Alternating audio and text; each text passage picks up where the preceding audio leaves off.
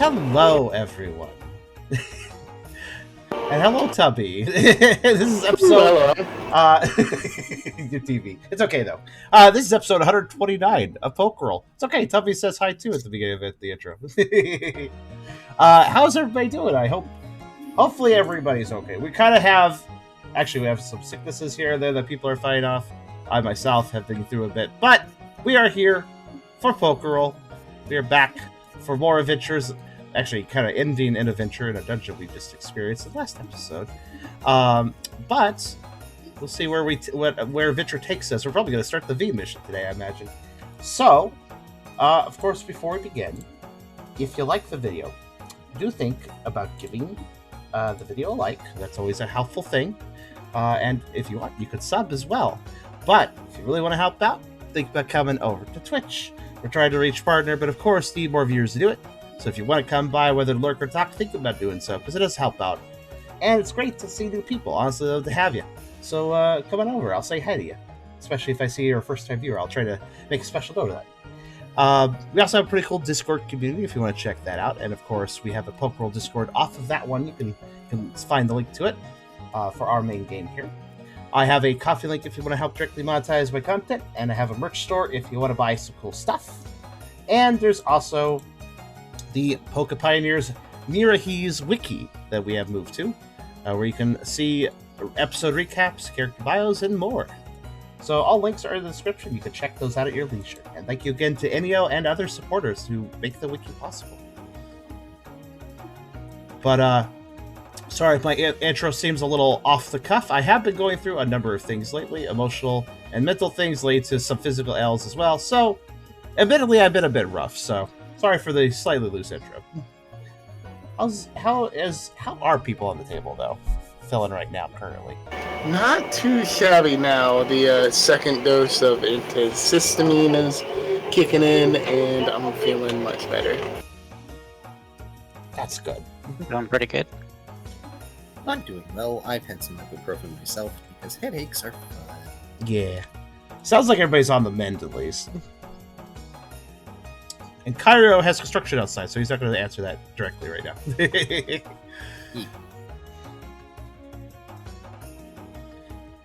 But yes.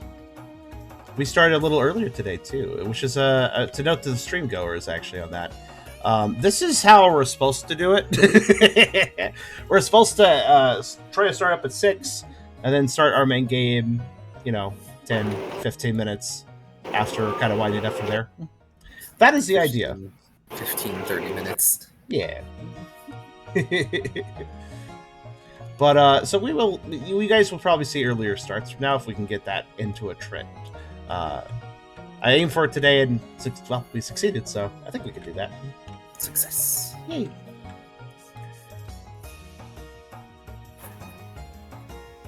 Is that my cue to give us a recap? I think so. I don't even think I do have some new art to share. I'll do that while you do recap. Okay. Well, everybody, welcome to the table. Last time was session 128, Garden of Light. As the party traverses through the Sunpetal Deep, Ryda mentions to Bert that there is something that they wanted to tell him about once they have finished this current task. After examining the rock blocking their way, Laurentis changes direction and guides the team down another tunnel. As they move forwards, Brooke identifies a set of traps using their lantern and warns everyone about it. Laurentis seems shocked by this, explaining that the traps weren't there when they'd left. Seeing that the trap was too small for Ralph to fall in, Ralph uses their body to block the hole so everyone else can walk across him to continue onwards. Traveling further, the party notices how many plants seem to be growing here, despite the lack of natural sunlight reaching this underground area. Laurentis explains that certain species of flowers grow in the Sunpetal Deep, which serve to illuminate the area and provide light in place of the sun, hence Sunpetal. Curious about them, Ryda plucks one of the petals to examine in better detail later. The team soon comes to a ledge, which Laurentis explains the party will have to travel downwards to progress. Ryda takes out some rope, and the group sets up a pulley system to help all of them get down and continue. Seems reminiscent of something that happened long ago. As they scale down the ledge, the party take note of the same glowing flowers and how they seemingly attach to other plants in a form of symbiosis. Brooke, also curious of the flowers, grabs some of the seeds on his way down. Once the team reaches the bottom of the ledge, the team see a black structure Laurentis had mentioned prior. They recognize it as the Claydol Cairn. It must have moved into the area and caused it to become a mystery dungeon. Ralph also notices his star metal piece resonating as they move forward, and Tucker picks up the scent of Noibat nearby. Tuck proceeds to follow the scent, the team following after him. They find Noibat munching on some of the flowers. He explains that they'd gotten lost navigating the area and had been subsisting on the flowers over the past few days. Brooke sees a metal pendant around Noibat's neck, and he explains to the team that he found it while navigating the area. Ralph notices that the pendant and his star metal piece seem to be reacting to each other, and, when they were brought near to each other, they released an ear-piercing noise that everyone in the area hears, causing Ralph to quickly pull away his piece to stop the sound. Refocusing, Brooke asks Noibat why it was that they were here, and Noibat explains that they saw Lilligant suddenly exit Savantown on their own, and he had attempted to follow them through the cave until he got lost. Noibat says that she had been acting strange recently, which lets Brooke still believe that Lilligant isn't the food thief, but Laurentis is still hesitant to agree. But Laurentis requests the party continue moving, especially since the sound Ralph had just made probably alerted a lot of the wild Pokémon to their location. The party resumes moving, with Noibat in tow. The party continues to follow after Lilligant. Follow Laurentis, who leads them into a complicated set of caverns. Laurentis begins to lead them down one of the tunnels, and, as the party tries to follow them, their way is suddenly blocked by a strange variation of Lilligant, bearing one of the glowing flowers on it. To avoid wasting time fighting, Ralph takes out a bundle of herbal repellents and ignites it with his taser to get the Lilligant to leave them be so they can keep up with Laurentis. When the team catches up, Laurentis lets the party know that ambushes like that can be expected to happen again, as a lot of the Pokémon attempt to use the foliage as camouflage, and then alert others in the area after catching victims by surprise. For this reason, they are escorting the group down a longer path, which is less populated with potential ambushers. As more attention is brought to the glowing flowers, Ryder recalls how Noibat had mentioned eating the glowing flowers while stuck down here, and decides to taste one of the petals on the flower they had plucked earlier. This act confuses Laurentis, and then they continue to guide the team onwards. The party continues towards an open area, and Laurentis announces that they have almost reached their nest. Brooke suggests that Tucker try to sniff the air to see if they can recognize any trace of Lilligant's scent, and finds that you can faintly smell Lilligant in the direction that Laurentis was guiding the team through. However, they also notice a fungal scent that reminds them of the scent of Shaman Island when it had been corrupted by the odd plant life. Laurentis mentions that a fungal scent is to be expected, considering some mushroom Pokemon dwell within these caverns, which Brooke can quickly assume refer to Amoonguss. Laurentis continues to guide the team, and, after a shallow incline, the party arrives at Laurentis' garden, filled with various flowers in an area where natural light is able to peer through gaps in the cavern ceiling. The team sees a group of Pokémon headed by an Amoonguss, who all seem to be approaching Lilligant, who had climbed up a ledge in an attempt to get away. As Ryder tries to move to strike the Amoonguss, Laurentis stops them from doing so, asking that the team not risk damaging the garden. As such, Ralph taunts the Amoonguss and the other Pokémon with it, and the party lead them away from the garden to engage in combat. Meanwhile, Ryder teleports to help Lilligant before joining their team in battle. The wild Pokémon prove to be of little danger for the experienced team, and are swiftly dealt with, allowing Team Cheer to go back to the garden to check on Lilligant. Lilligant hurries towards the party and hugs Brooke as they thank everyone for saving her. As Laurentis approaches, Lilligant backs up a bit, and Brooke begins to question her about her actions over the past weeks. She reluctantly explains that she had heard that, by making a concoction using the plants in Laurentis' garden, she could get her head flower to finally bloom, which had been a great insecurity of hers for a while. She apologizes for stealing from the garden, explaining that after the first few times, she had started feeling like she had to commit to it until it finally worked. Brooke comforts her, explaining that if this is such an important matter for her, then she can ask for help from Brooke, the rest of Team Cheer, about it, rather than going off on their own and stealing something. Wright offers comfort in their own way, explaining that there's little concern in outward appearances, considering it is the actions of an individual that matter. Ralph sympathizes with her, understanding the negative loop that happens when desperation fuels reckless behaviors. And Tucker sympathizes with her feeling lacking in comparison to those around her. Then, Lorantis approaches her and tells her that they would have shared if she'd asked and explained herself, but understands the urge to be impulsive if you feel desperate enough. Lilligant apologizes again and promises to help Lorantis with her garden from now on. Lorantis thanks her, but explains that, considering the garden still got partially trampled in the battle, that it may be a sign for them to move and grow another garden in Savantown. Brooke suggests that they join Team Cheer and stay with them, since the base already has the garden, and that Lorantis could develop with that. And with that, everyone begins walking back to Savantown.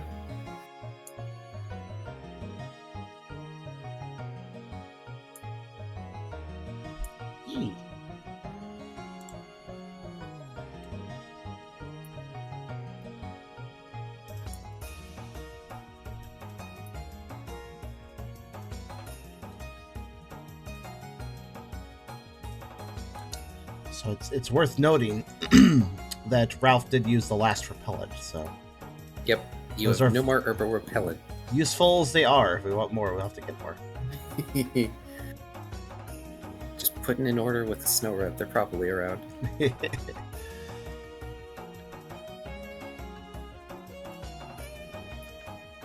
Oh, that's interesting. You have both a sun petal and a moon petal flower over here.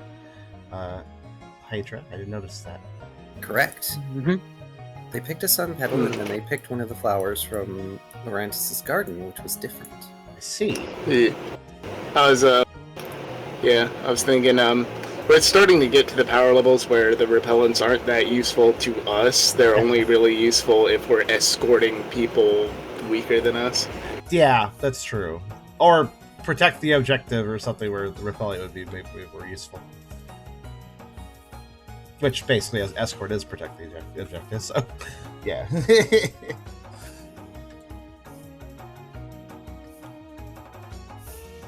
Oh, huh. Why is that in there? Ooh. Did you find a secret?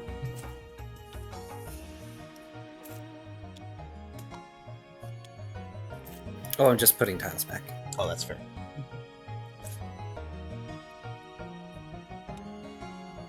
Luckily, Hydra color-coded them. The white one's just going dungeon tiles, right? Yes. But you four are free to roleplay as you like on the way back. Yes.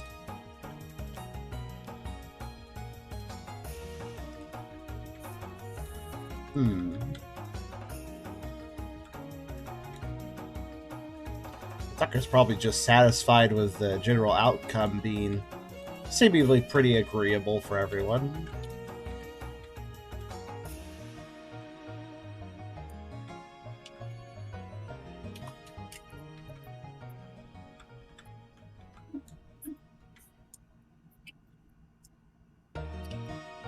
Sorry, little cousin came in the room asking for something. It's fine. What is it we're doing now? Sorry. Going back and people could roleplay, so I just commented generally how Tucker's just generally happy how things turned out. But I don't really think Tucker has much to say at the moment.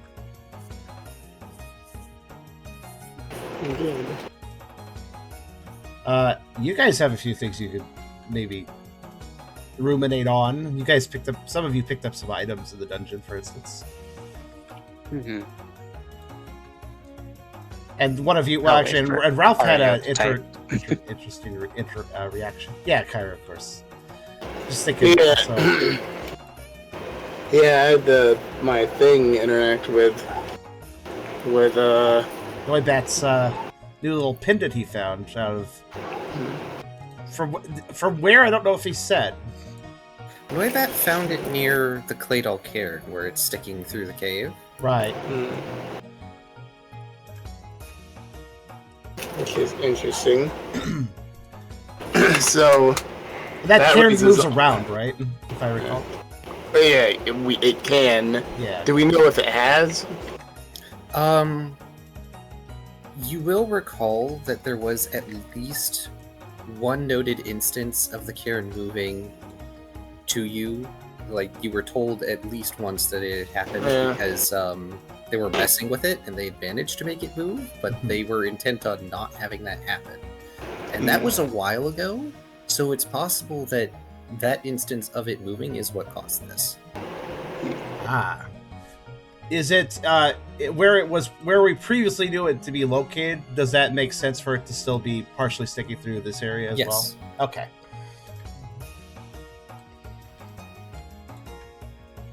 It likely did not move far, or only a portion of it moved. So, like, from what you can figure, it's probably still in relatively the same spot.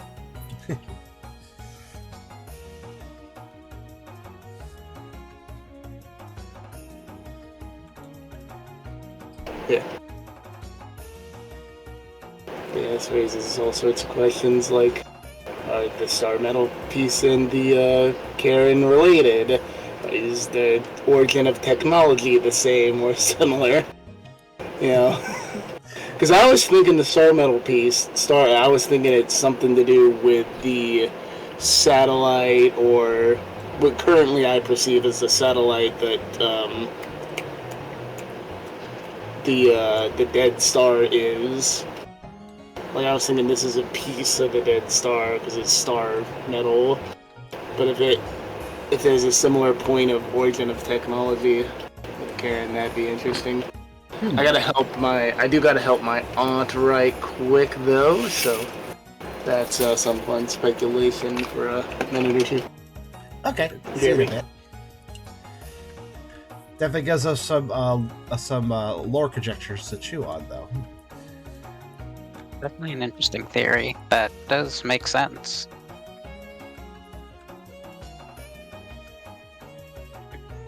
Question is, how would we figure that out? Well, prove that it is the case. Unless we have seen the satellite or have confirmation that this piece is from the satellite. It's not really a good way to tell that it is part of it. One way or another, have to see the satellite to some extent to confirm that.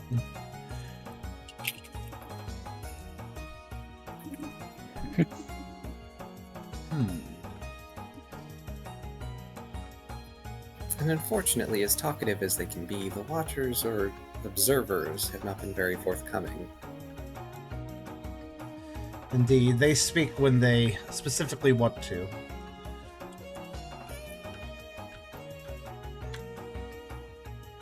Curious, has the party really tried reaching out to their aspects? I know Tucker, in a sense, has with connection, but it feels like more of the time Tucker's just using the ability and they just sort of appear. But has Tucker ever personally tried to reach out to connection? They have, on the rare occasion. On the rare occasion. And Brooke has Brooke's probably had the most conversation with an aspect of...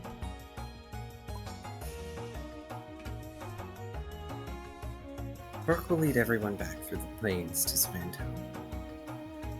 He'll address Logan.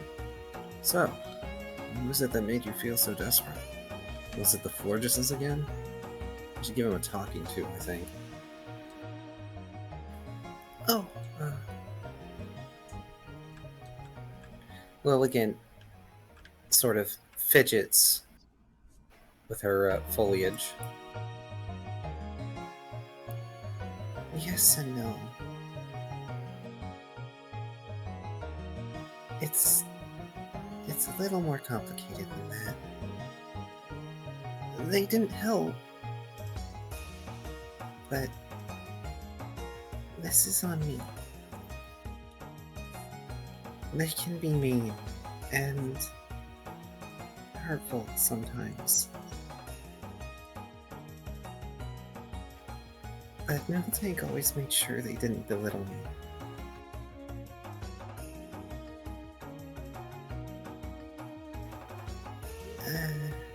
It would probably be more accurate to say they can be a bit self-centered.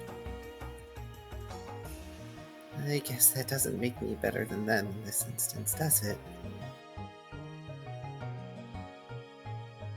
Lorantis being very quiet right now.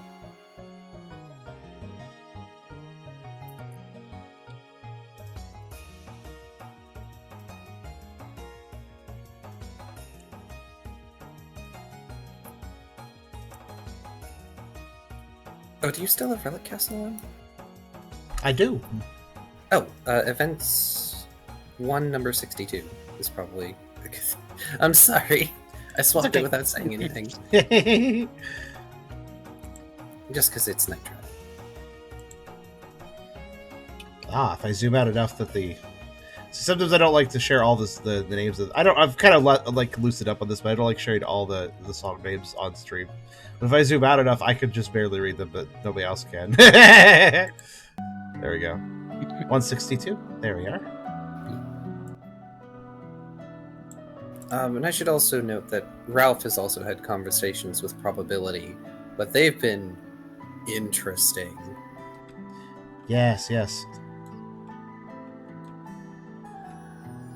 I don't think anybody has thought to ask specifically about like these questions that we were just posing.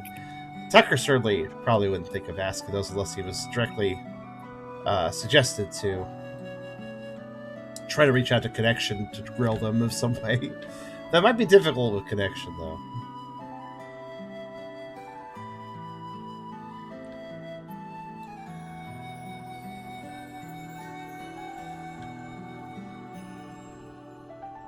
To Lilligant's comments about the Flargy sisters being selfish, and then, well, Lilligant also being selfish in this case, Tucker will actually pipe up and just mention, well, we all have our selfish moments sometimes, where we're just thinking of ourselves and not who we might hurt. He kind of just, the pooch just kind of nods to himself. Even I've done that a few times, even though I don't want to.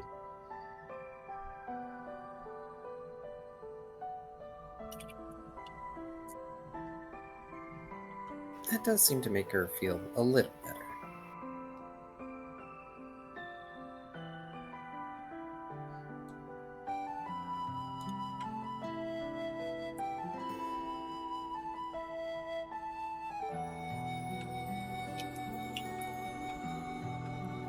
Tucker has certainly seen red a few times.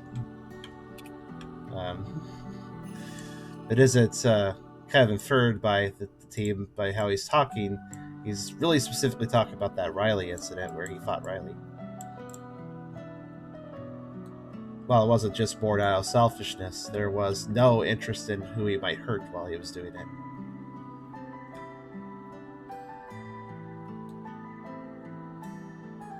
So it was selfish.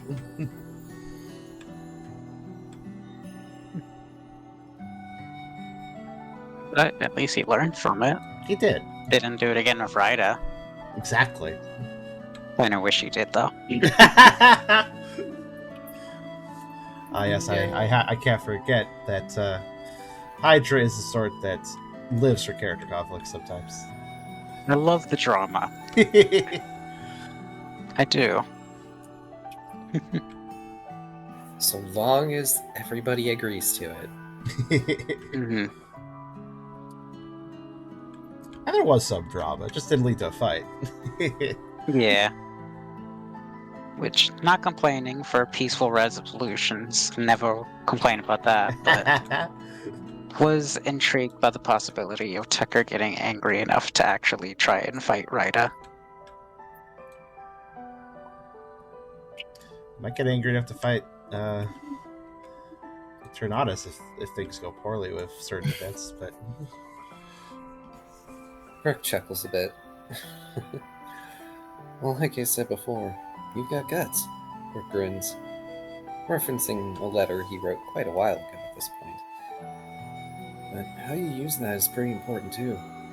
It's fine to act in your own interests, but always be prepared for the consequences.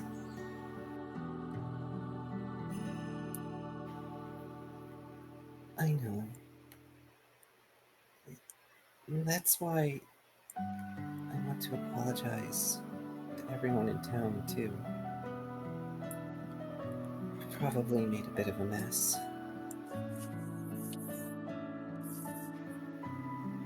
And it's my fault. Nobody else should have to be punished for it.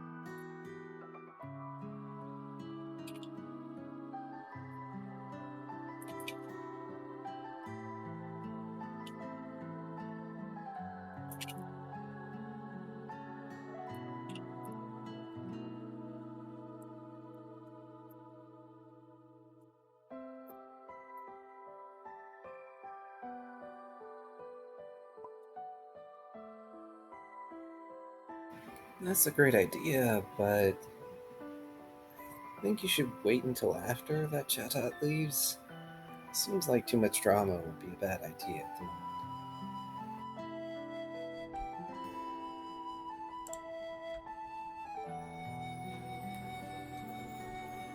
I'm sure they find something else to complain about. Lorantis pipes up briefly.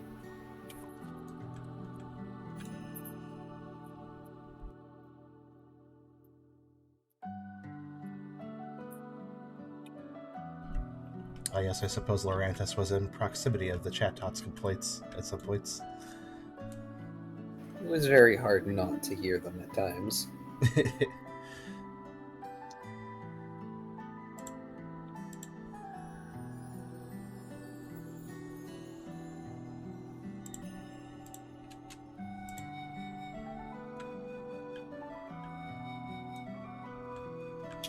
Tucker does give sort of a knowing look, like he's kind of been learning that as of very recently too. No doubt. So they don't need any help from us, Click says.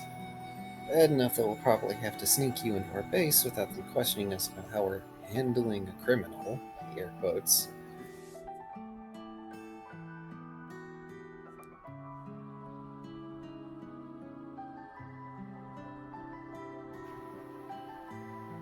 Why do they have such a problem with the pioneers anyway? I don't understand. They tilt their head a bit as they sort of hold their mantis limbs together.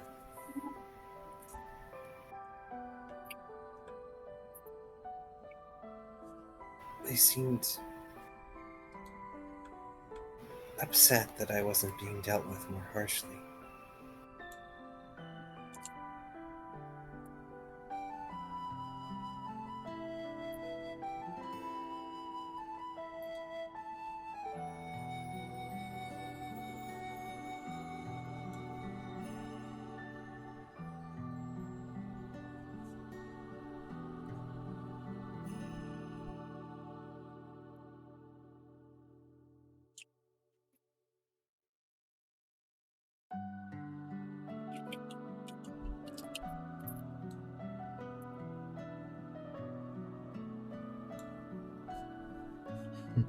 Tucker will pipe up at that comment, saying, I don't know if you should take it too personally. They do seem upset about a lot of things.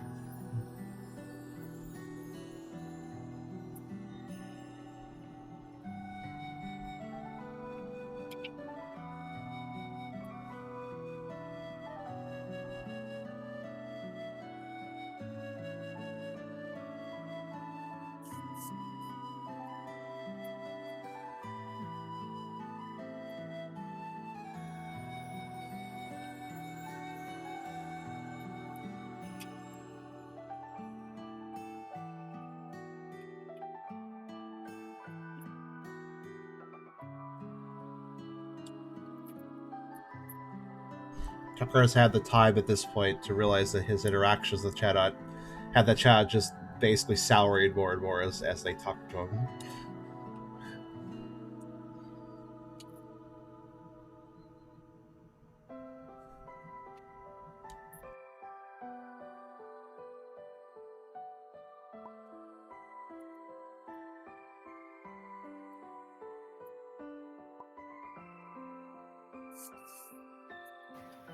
Well, Savantown is supposed to be producing food as proof of concept that Pokemon from other continents can settle here. It's not doing great. We're rationing what we can, but... Anyway, you can imagine how stealing that food might mean to the people who are funding it. What that might mean, sorry.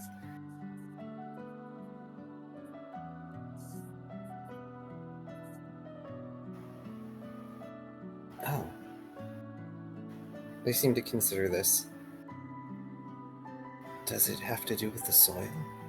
Or the seeds? I think it's both. They tried to get me to help in the garden, but I'm not particularly good at growing things. I try.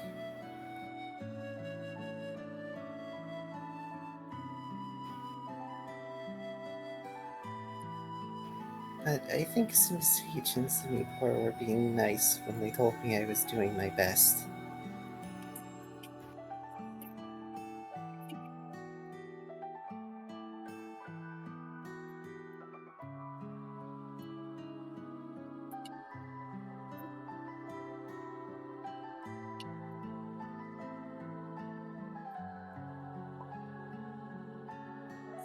Honestly, I couldn't tell you. I'm not a gardener. I'm just the wandering can. He grins. It asked Lyre to help, and it seemed to do something. I don't know how helpful it was, though.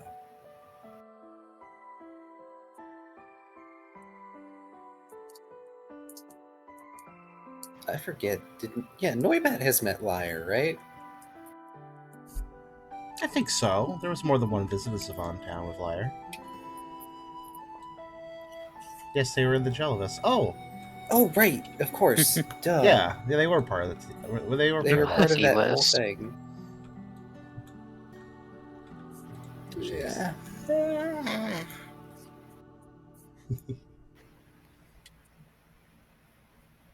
Could they really have made the garden that much better?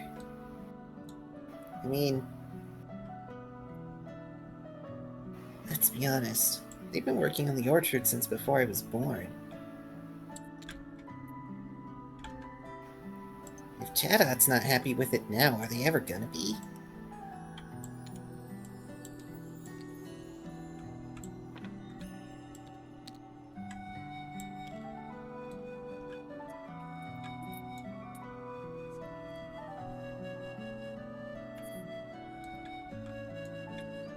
Tucker thinks about that for a second. I'm thinking more about my time talking to that Chatot. They don't seem like the sort of Pokemon to ever want to be happy. Or at least, it kind of felt like they were looking for problems.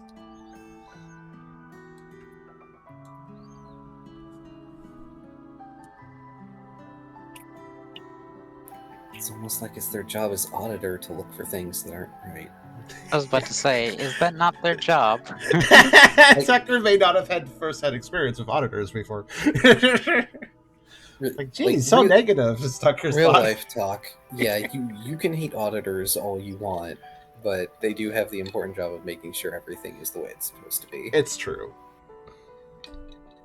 Tucker may not see eye to eye with an auditor at this time. May not fully understand it. Well, everybody's doing their best. I don't know why you have to be so negative about this. Like, well, there's also a matter of how, what's going on is conveyed and true dealt with. Chatot has been notably condescending. Mm-hmm. That tone does not make Tucker have a lot of confidence in their methods.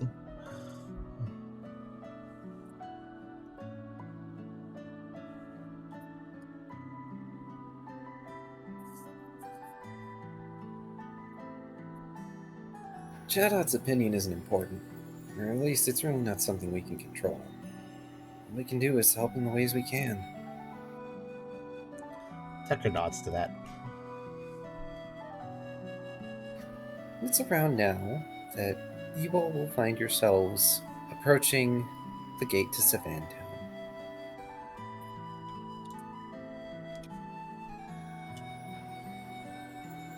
Alright. Hello, was- Tucker. Yeah, that was thoroughly annoying. I'm sorry that had to be like right this second. Actually, that wasn't bad timing. We just kind of finished the scene, so that was a good time for you to come back. To recap you real fast, Lilligant, Lorantis, Tucker, and Brooke mostly had a little conversation, Little heart to heart. little chat-out conversation and discussion about just events going on as of late.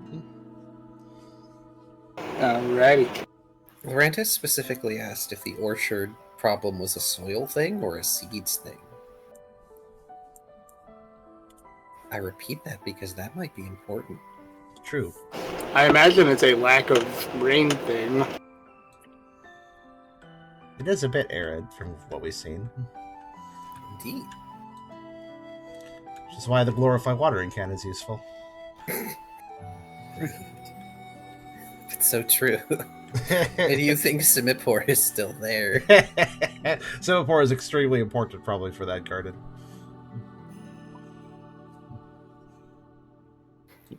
True. You're the monthly watering can.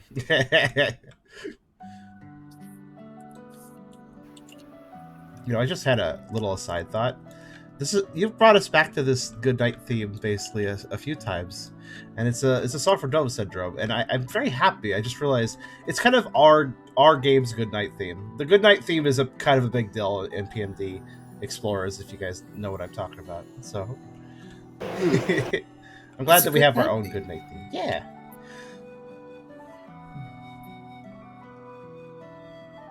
But yes, you all approach Savan Town. There aren't terribly many lights on in windows at this hour, but at least the sky is relatively clear, and the moon is able to illuminate your way somewhat, at least ahead of what the lantern does.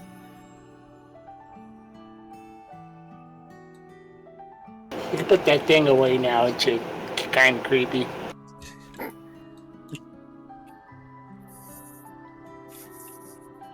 Don't want to scare any little Pokemon look out the windows of their homes. Tucker adds in. The two of you say, two of the eyes in the lamp squidging to look at the both of you. We'll just all go under the same cloak, right? And like come up to some like child and be like, "Be not afraid."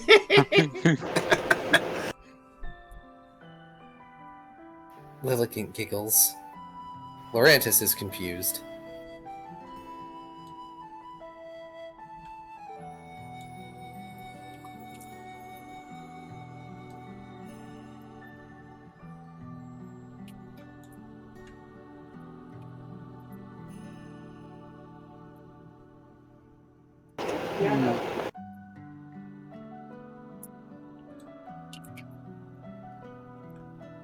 Well, we made good time on that one. That trip only took us a day. And granted, it was only, like right over there, but I'll take what I can get. Tucker nods. I'm sure V will be happy about that. And maybe Didn't even Mawile take you a too. day. That's true, actually. Half a day. Even less than that. Hours. What? You don't think Chatot would be amused if I showed up at his window like this? He says, holding it to make a creepy face. He does put it away, though. Tucker does giggle at that comment. You don't want to scare Rise, though, do you? Chatot is staying at Rise's house. Like Rice could be scared for that.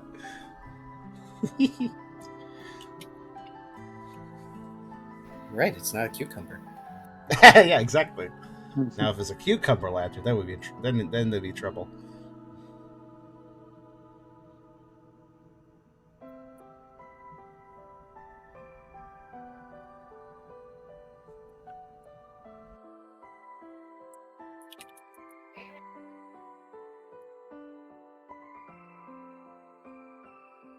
Looks like the coast is clear. I'll escort Lily home. Could you guys show Lorantis to one of the subterranean rooms?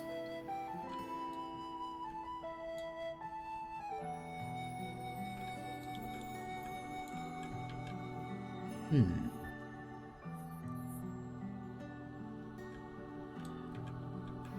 we supposed to take them back to prison? I mean, the club is closed? Question mark? Its lights are dark.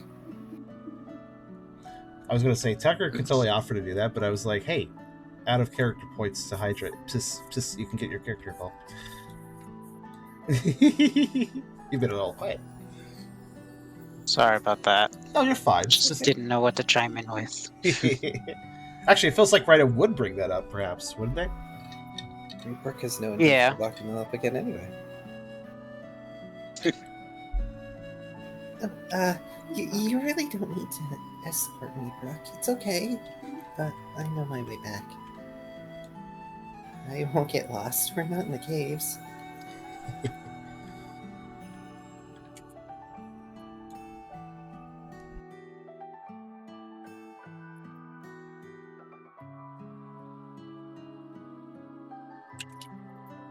Yeah, I do gotta say, you two did really well, and I gesture at Lilligan and at Noibat.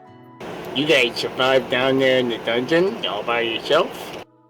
I dare say that's worth a few points. Really? Noibat, sleepy at this point, perks up and flutters onto Ralph's shoulder.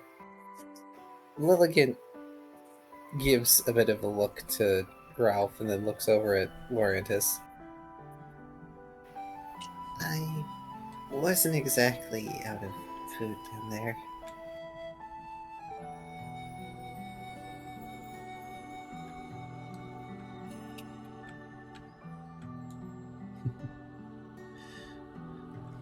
Got a few points from Ralph. Get a few more, you get a Starbucks card. Yeah. But yeah, I dare say you probably got yourself a little bit stronger from that experience. Just don't get too carried away with that. Aw. Ralph build their self-confidence a bit. I'm sure Noibat especially appreciates that.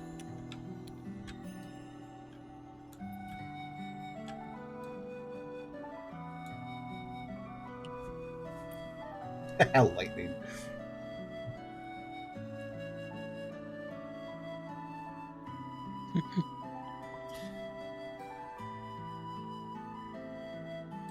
I know, right, Lightning?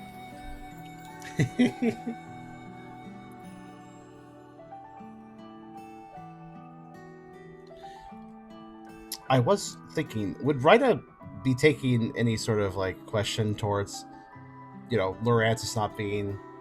Well, I guess it is Brooke cited, so I guess there wouldn't necessarily be a question. Brooke says it, then right, it doesn't question the logistics of that. It's like, Yeah. Well, like, if you're Brooke sure. says it's okay, must be okay. Sorry. Yeah, no, you're fine. Well, if you're sure, Brooke says to Lilligan. I'm sure Pangoro will want to see you in the morning, though. Just be honest, and it should be fine. Lilligan nods, and she gives a bow to the group and to Lorantis. I promise I'm not going to run off or anything. I just hope I can avoid miltanking Crocodile. I'm a little tired from questions. And she yawns. Noibat also yawns. Lorantis yawns. Tucker yawns. Hydra yawns. I'm gonna specifically try not to. Rita's theological yawn. Out of defiance.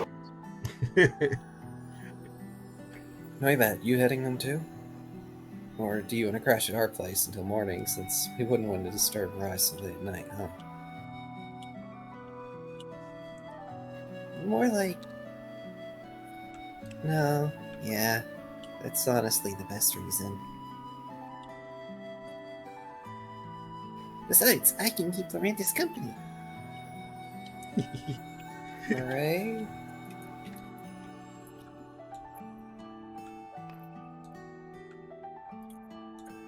But Logan does break off from the group and starts making their way towards the spa building. They look back repeatedly, making sure you all can see them going inside. I'm not running away. I promise I'm not running away. I'm not gonna run away if you look away, I promise.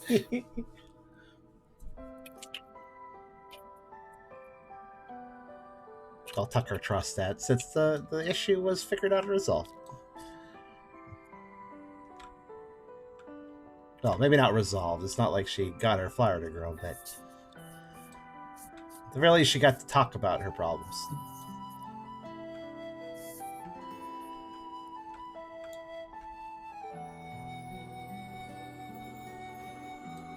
Just don't hide so long that he comes looking for you, Brooke says. I couldn't hold them responsible for any damages. He smirks. Oh, right. I've been gone for a while, huh? I guess I really made them worry.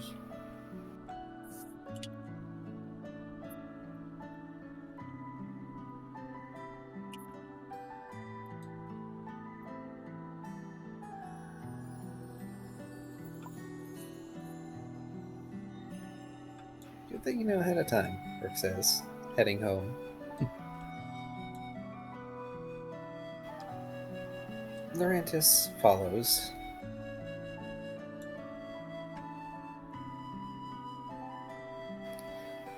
I take it the rest of you are heading into HQ to rest? Mm-hmm.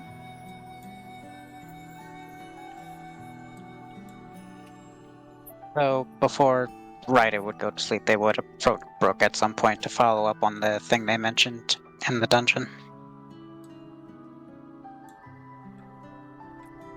Or said they would talk to Brooke about.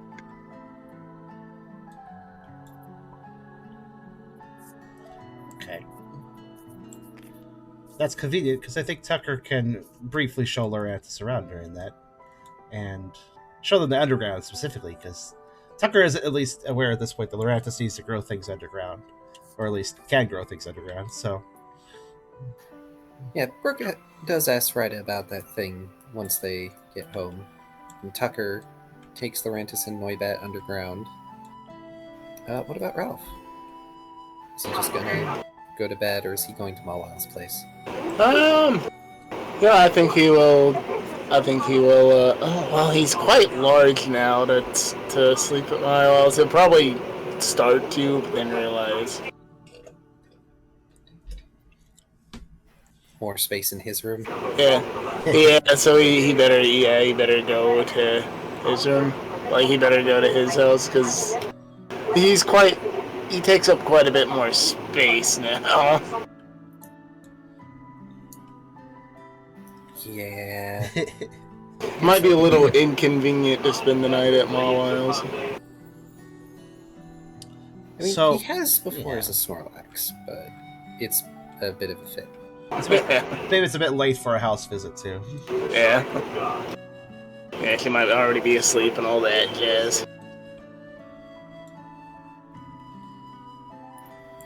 But yes, Tucker goes and shows the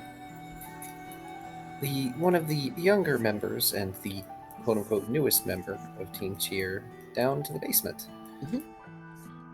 Tucker It will... really... Oh, go ahead. Sorry, it really doesn't have a whole lot there at the moment. A few sparsely furnished chambers, and Ryda's alchemical setup. But there's probably a space where Lorantis could probably do a little setup if they wanted to. Oh, was the forge underground? I thought the forge was outside. Oh, you gotta have ventilation for that, though. I mean, ventilation would be hard. I mean, you could make basement ventilation, I'm just saying.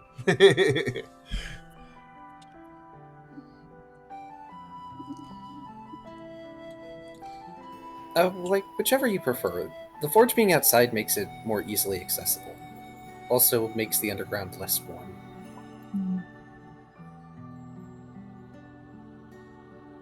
Okay. So yeah, there's space enough for Lorantis to just sort of huddle down for a bit. Again, there aren't really any furnishings down here, Yeah. so... But they'll be fine. Probably could get some straw or something for a bed, at least for now. Noibat also doesn't have any perches, so they just sort of settle in next to Lorantis for the moment.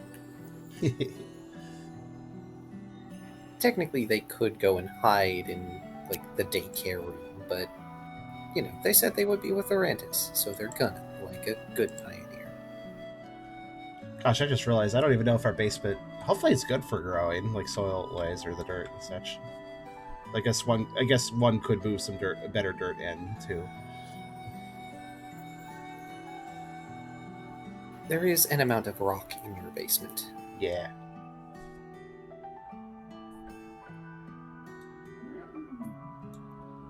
But yes, Rida and Brooke can have their conversation. Ooh.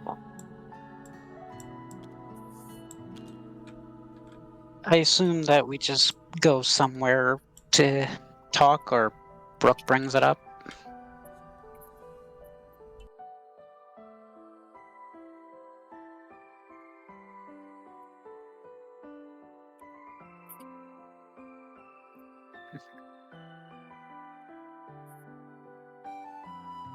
Also, just for reference, does Eternatus have specific pronouns? Nope. Cool, okay. Technically, you can call them whatever and they won't care. Why would they need to care? Should I put Here. Lily get away? Leave them to the side for now. Okay. Because they might come up in morning scenes. That's fair.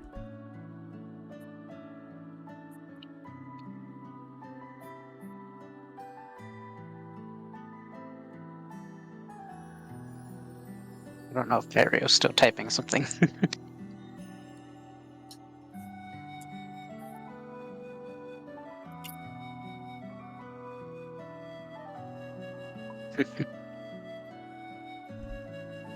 Okay. No worries. I take this opportunity to remind people to stretch and to drink liquids. I am having a nice green tea that, for some reason, tastes like it has a cidery value to it. I don't know what happened with that. It tastes good, though.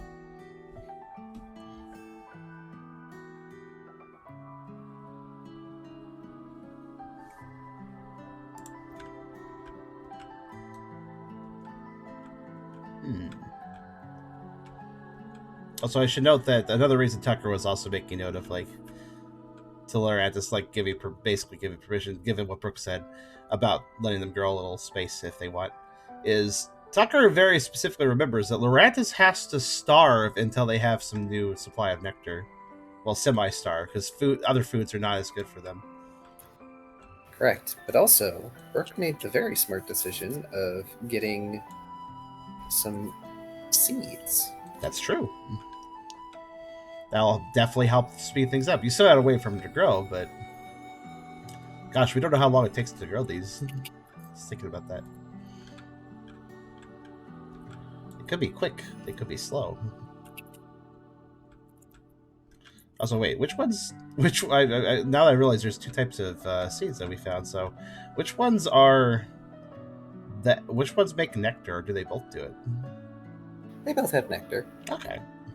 But Brooke got sun petal seeds. Ah, yes. And it's possible Lorantis has already collected some from their garden. When That was probably implied. They probably have a little supply as well. Once alone, Brooke will lead Rida to his office/bedroom. It's covered in sand, and the only seat for Rida is a sunborn rock in the middle of the room, but he offers it to them nonetheless. So, what did you need to tell me? Rida will be polite and accept the seat before expressing. Once you left with Flyer, I had a conversation with Eternatus on their behalf. I wanted to discuss the conditions that we had prior set, in hopes of increasing the duration to which Lyre was allotted before having to return.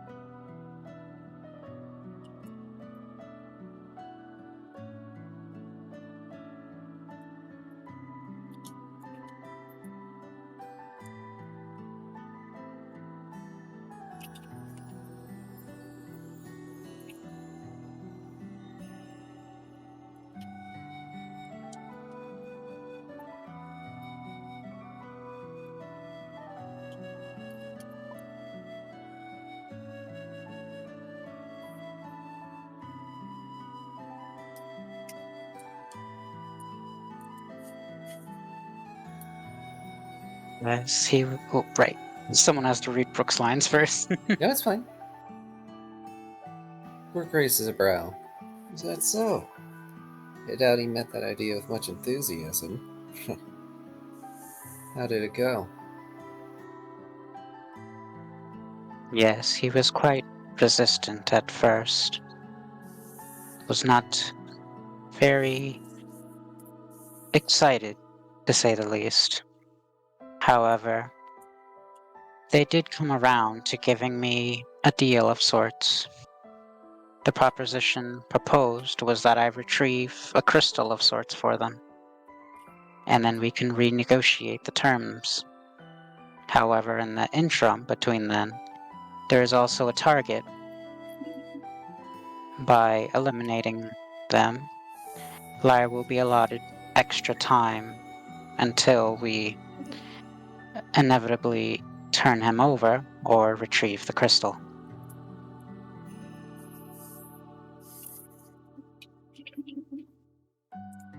Interesting.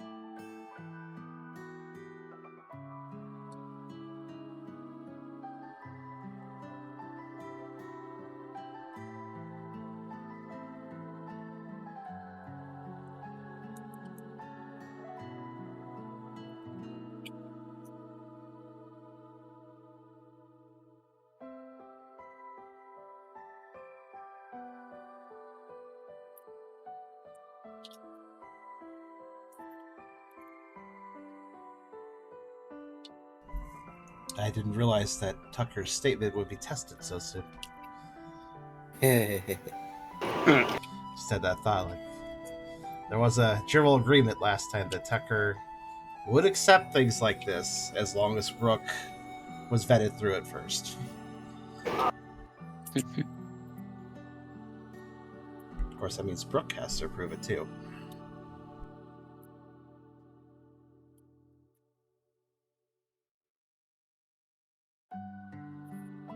essentially.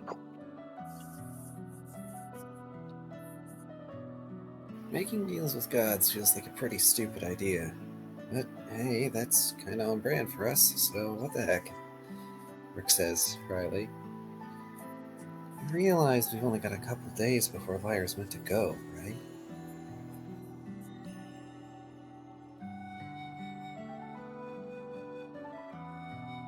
Also, remind me again, the crystal is way out of the way, and the target was where we're heading, right?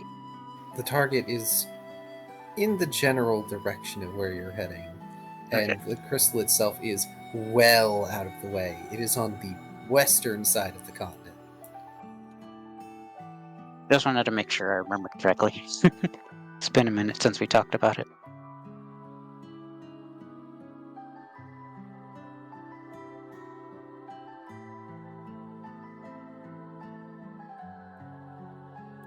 I understand the... I should probably wait, because I think Kyrie is still typing.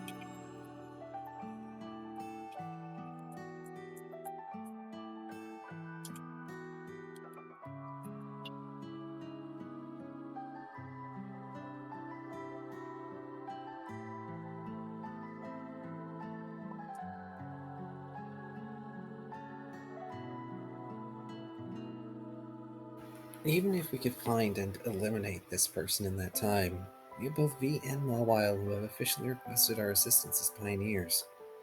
We can't make any more detours, logistically speaking, let alone as a favor to Lyre.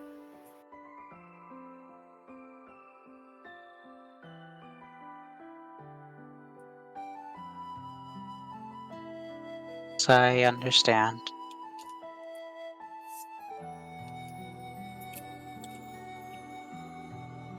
Target is apparently in the direction of where we're heading. So if it becomes convenient, then I suppose I can handle it. However, if it is more inconvenient, then it can wait.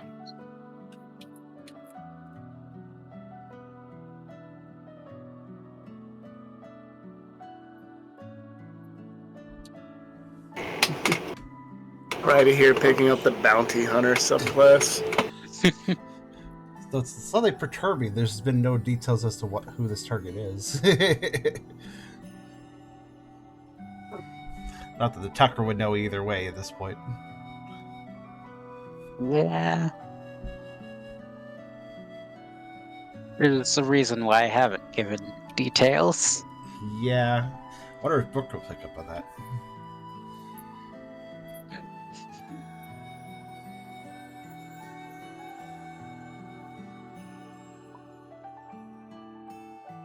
That's true. Brooke may not want those. I'm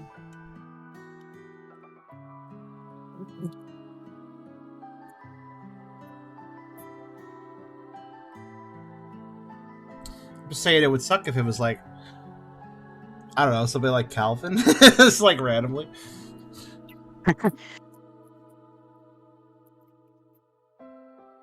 Nah, it obviously has to be someone who deserves it. Eternatus isn't just gonna have us eliminate some random person who hasn't deserved it.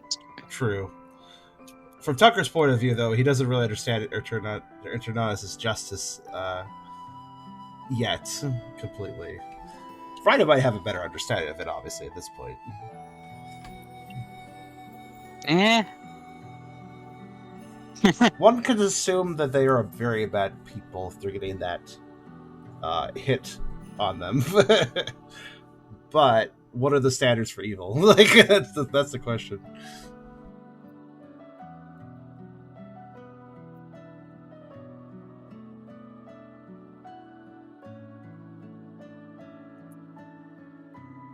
I mean, we have one clear example so far, and that is, of course, the Clodfather, which was a pretty clear-cut example. That one. Mm-hmm.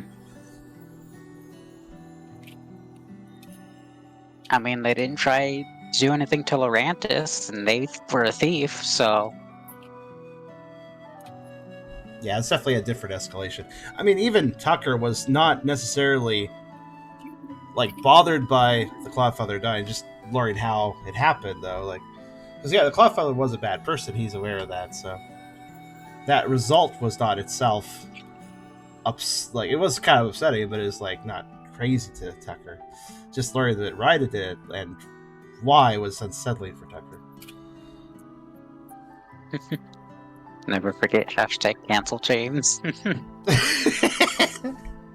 Oh no, James is gonna get a hit at some point.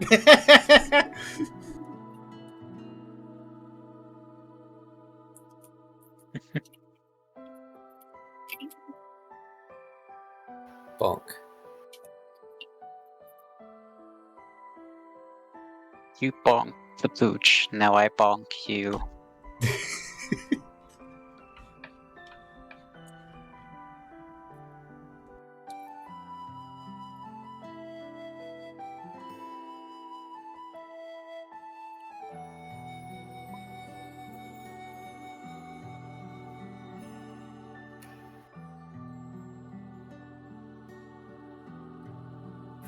Convenience isn't my point. I've given you the facts of the situation. Your dealings with Eternatus are not officially associated with us, so I can't officially help. You're going to have to find a way to make it happen within those parameters. Yes, of course. This was not an official request, more of informing you of the circumstances that were presented before me, and asking permission to follow suit with them if the opportunity arose. It was mentioned to me by Tucker that if I wished to proceed with any actions, I should run them by you first.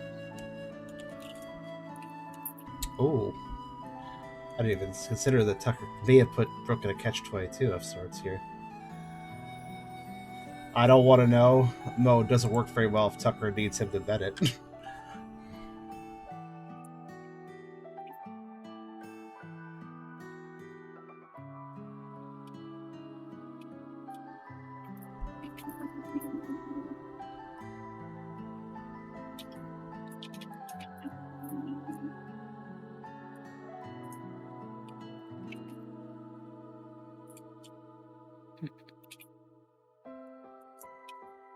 Yeah, Brooke gives off the vibe very much of, yeah, I don't care if you do it, as long as it just doesn't get in the way of the things we're already instructed to do, and I'm not going to be in charge of helping you. This is all on you. And it also Marta's makes like, okay. And it makes sense that Brooke wants to be on a need-to-know basis with this. The problem is, I don't think Tucker even realized that there was a conflict with Brooke, given the requests that Tucker made. And of course, Ryda had no qualms with Tucker's request. It's like, oh yeah, you should go through Brooke. It's like, well, Ryda's like, yeah, I'll roll Brooke's awesome. That's fair. So Ryda was pretty much like, yeah, I'll tell Brooke anything I'm doing. Sure, fine. That way I don't get in trouble for sneaking around again. Works for me. Yeah, there was actually a motivation of Ryda where that also aligned well with Ryda's own thoughts, actually, what Tucker asked. Yeah, I don't want to lie to Brooke anymore. Yeah. Even And though they weren't lying, just hiding things. a lie of omission is honestly, lie of omission is a thing where purposely leaving something out creates a different situation, and you know it does with somebody. That's a lie of omission. Yeah, lie of omission is a weird one because when you don't say something that can be lying, but not all the time, it's kind of weird. I do that a lot. I work on genie logic. You ask the right questions and you get the right answer. Well, I'm not gonna IRL lie. at least, I'm way too open. I try to give all information that I could think of to be relevant to people because I don't want to omit something that is actually relevant to somebody. But in the process, I'm way too wordy.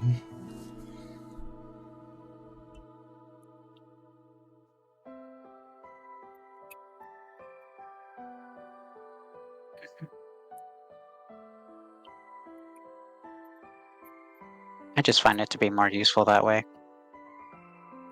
Honestly, it's efficient. I just don't want to upset people. That makes me fearful of using that method. Nah. It's fine, it's just... If they wanted to know, they should have specifically asked. And I tell that to everyone. I'm an open book so long as you ask the right question. And something I need to keep in mind of you because, again, I make sure to try to give everybody everything just to be thorough and as fair as possible.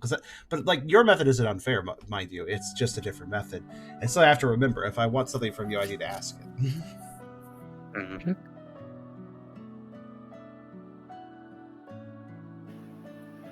I'm glad he did. I'll give you permission on the condition that you can prove to me you can do it without drawing too much attention to the pioneers. So come up with a plan to conceal your identity and you'll be free to do as you please. Says Brooke, knowing nothing about what's being asked. That's good that he at least doesn't mind that Tucker wanted that condition. It quite legitimately would help Tucker sleep at night, so...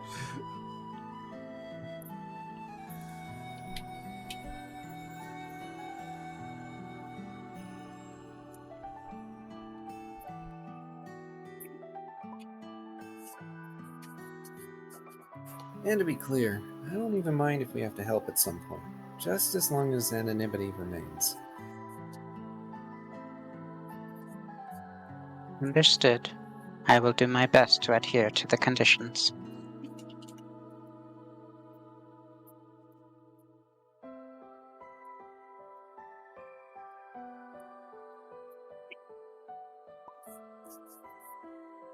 Alright, now about that crystal thing. What do you know about it? Ryder wants to do that hologram thing they did before to, show Brooke what it looks like. Oh, okay.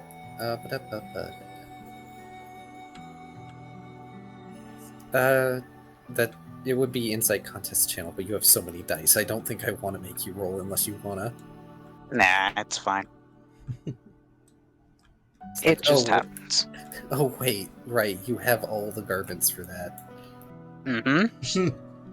But yes, Ryder, you will be able to project this image of the crystal as you remember it. A spindle, purple or amethystine in color. It vaguely resembles a horn, given its proportions.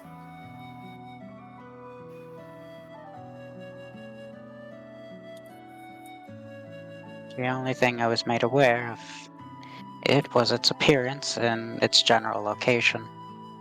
Other than that, I have no other information to go off of.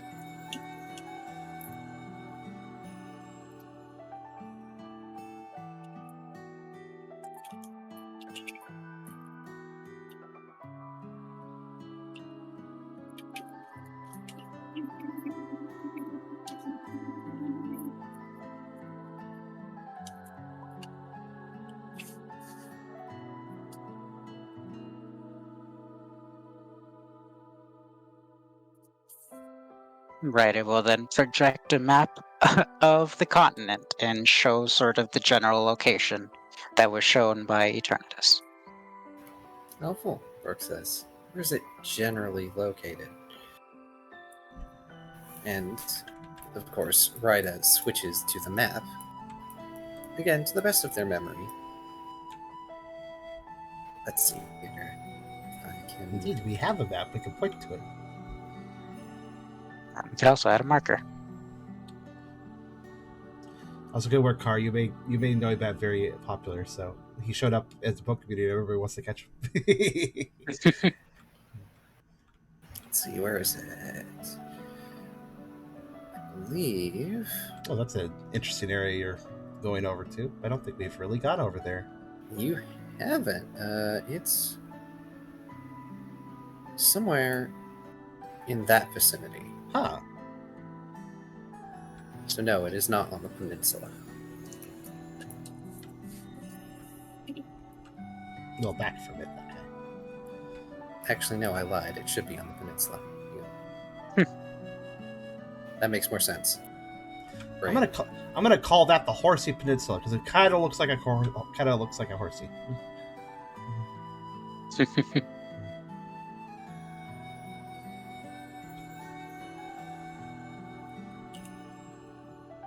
Hey, Brooke.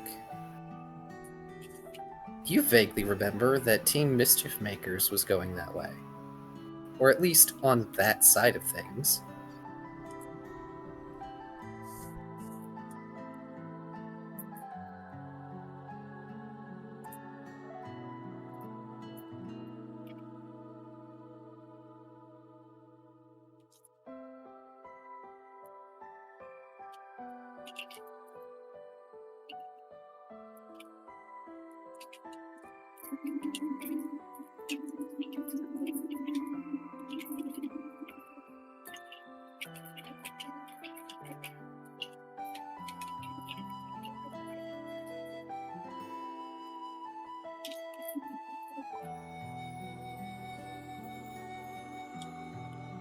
That's across the whole continent, Brooke sighs.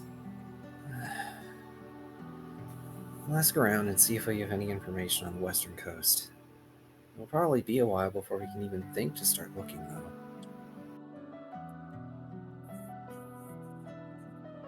Yes, I highly doubted we would be able to reach it anytime soon, which is why the brief extension that was offered is the best bet at this current time.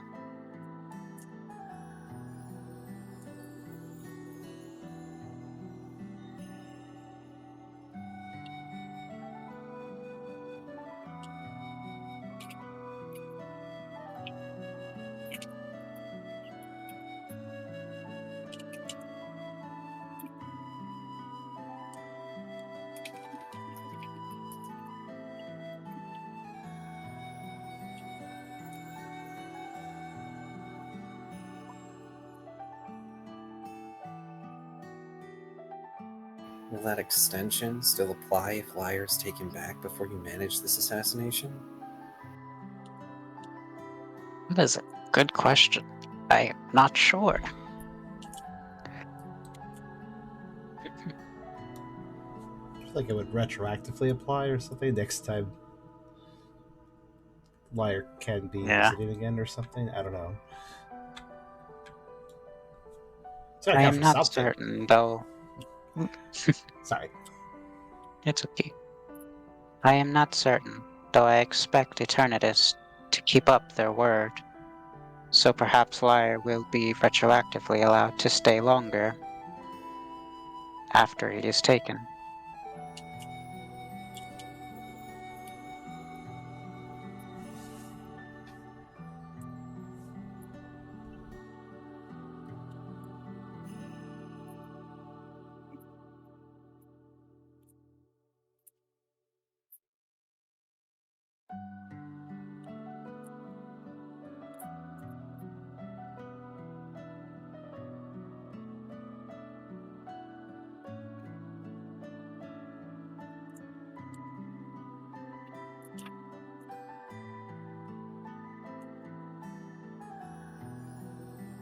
Rita has faith that Eternatus will keep their word.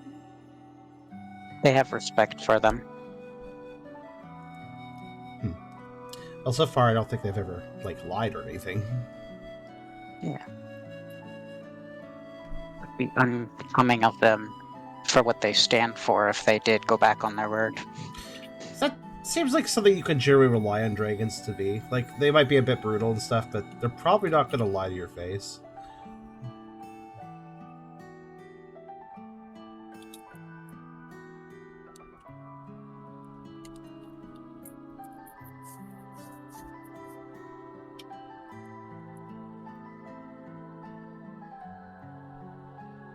Does make me think though. I need to write a mask or something to conceal their face. Oh no, you're going to create an anti-hero identity. Like... Ryda's gonna become the blue spirit.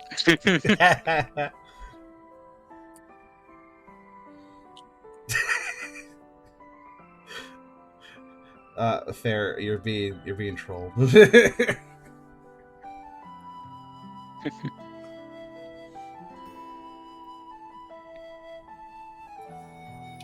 Which is a good idea though. I need to have Ryda get an outfit that is concealing themselves and have a mask. Yeah. Ooh, Xerix, you make a good I point. could also have the lenses be built into the mask, honestly. Functional. That does make good use of some of the components you have. That's Xerix says something really interesting. In the PMD series, dragons never told a lie. That's actually a very notable statement because I haven't played Gates, so I'm not going to talk about it too much. I'm aware that there's a dragon in that is seen as the villain, basically goes like, but isn't actually the villain, and they don't actually tell you lies. They are completely truthful about their intentions, but they're misconstrued. So actually, yeah, there's like plot relevance to the fact that in PMD, dragons have been always truthful. Yeah. Yeah, Hydreigon. Whose name I didn't want to say because I always say it wrong. Everyone always pronounces differently. I've heard someone pronounce it Hydreigon, and I've just been going with that because it sounds cool. Oh, with a little accent to it? That sounds kind of neat, actually. Mm-hmm. Because I know it's supposed to be like German. Ah. That Kyrio? I'm not sure.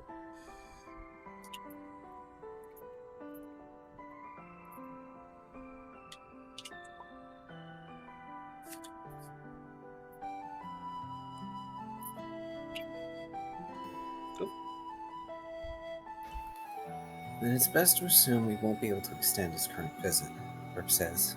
He seems a little disappointed at that. Alright. Thanks for letting me know. You can go. Get some rest. Get back to me with your plan tomorrow.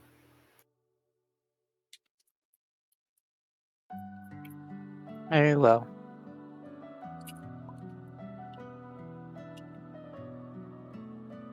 Raj asked me to have transport. I mean, even if he does, training long distance is a pain. Also, why would he interfere with his current favorite show? Ryda has become a telenovela.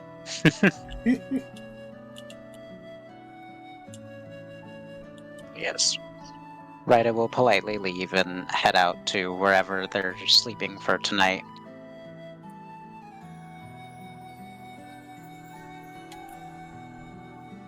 So before they go to bed, they do want to try something.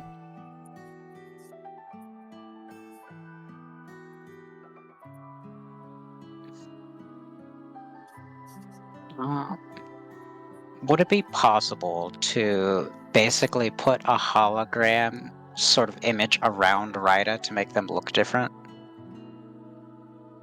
I mean, technically, that's not much different than what you do with Echo Chamber. It's just overlapping and changing the image a little.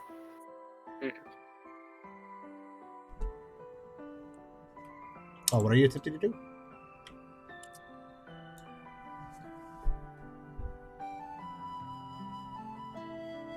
They want to project a sort of hologram over their own body. Oh. It's possible, but sustaining it would be difficult. Especially if you move. Trying to pull a Zoroark. Yeah, it's a shame that you don't know any. Even if I can't sustain it long, I do want to attempt to see if Ryder could pull it off.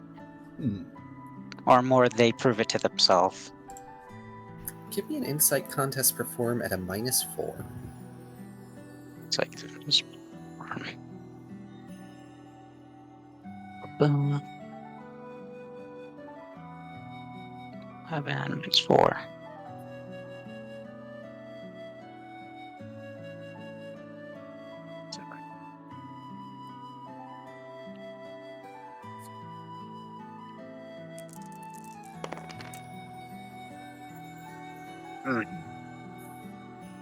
Well,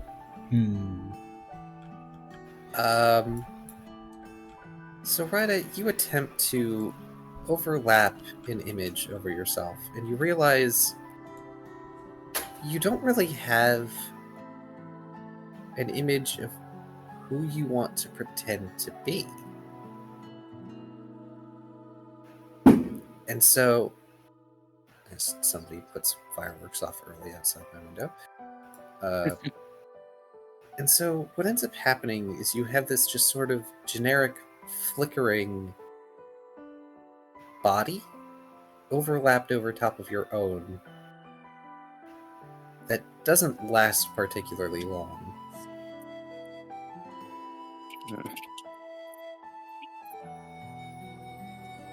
Okay. And when you move, it unfortunately lags behind you, much like Echo Chamber.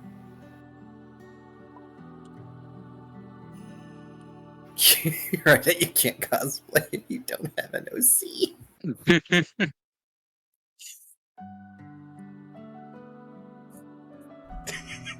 That's actually true.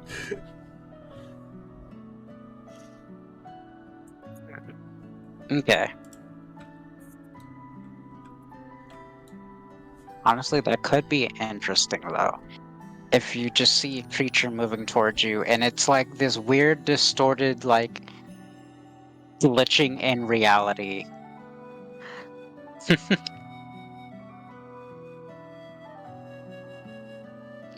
You'll have to think of a Pokemon Ryder can try and imitate. Preferably one that matches their physique in a way, but isn't another Kirlia.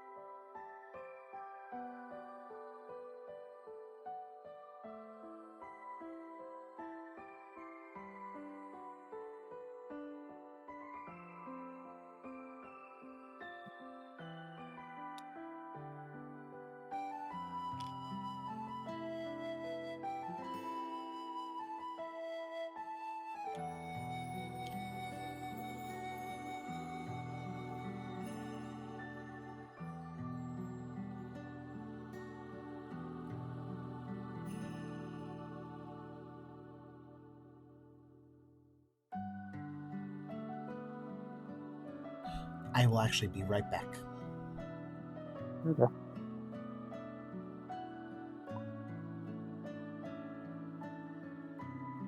I would assume so. Ryder isn't going to try again. They're just tired. That's why they failed. People are going to sleep. It's probably a good time for me to look for good music. Because I have been panically building a stat block because I forgot to build a stat block.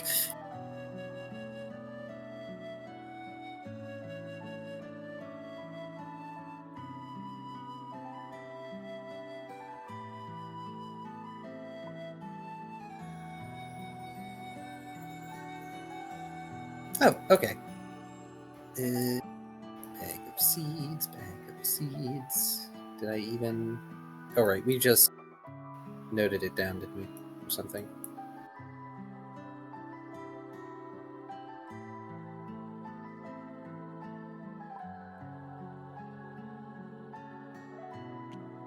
Just plant them where you think they do well, he'd say. Oh, Lurantis would be grateful.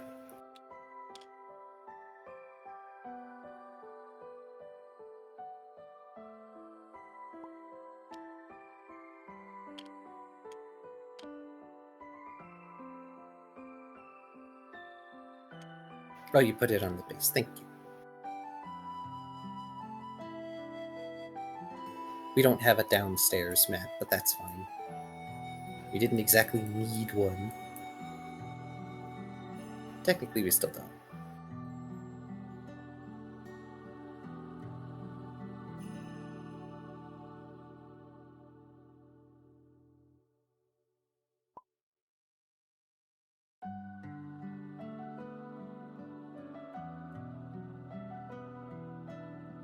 And back. Welcome back. Did I miss anything? Nah. Burke made sure to give his bag of seeds to Lurantis to be planted wherever they think they'd work best. Yeah. And people went to sleep. Good. Tucker will do that too, of course. Right then. We are now going to move music to locale number 6. Okie dokie.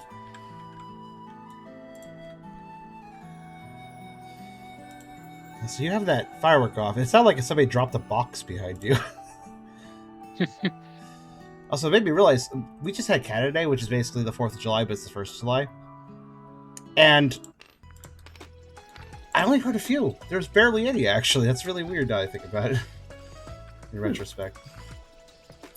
Yeah, on my vacation, all week there were people doing like fireworks and popping and stuff around where we were staying, and it's like a bit early for that. Okay, well, some of them might not have been fireworks, but we won't go into that. Oh, jeez. But we went to Chicago, so I see. Oh, that's interesting. Anyway, morning arrives, and the smell of breakfast wakes everyone up. Yeah. It's hot dog. They're making something simple, nice. Roasted berries and light salad, effectively. But, you know, meat is a bit hard to come by.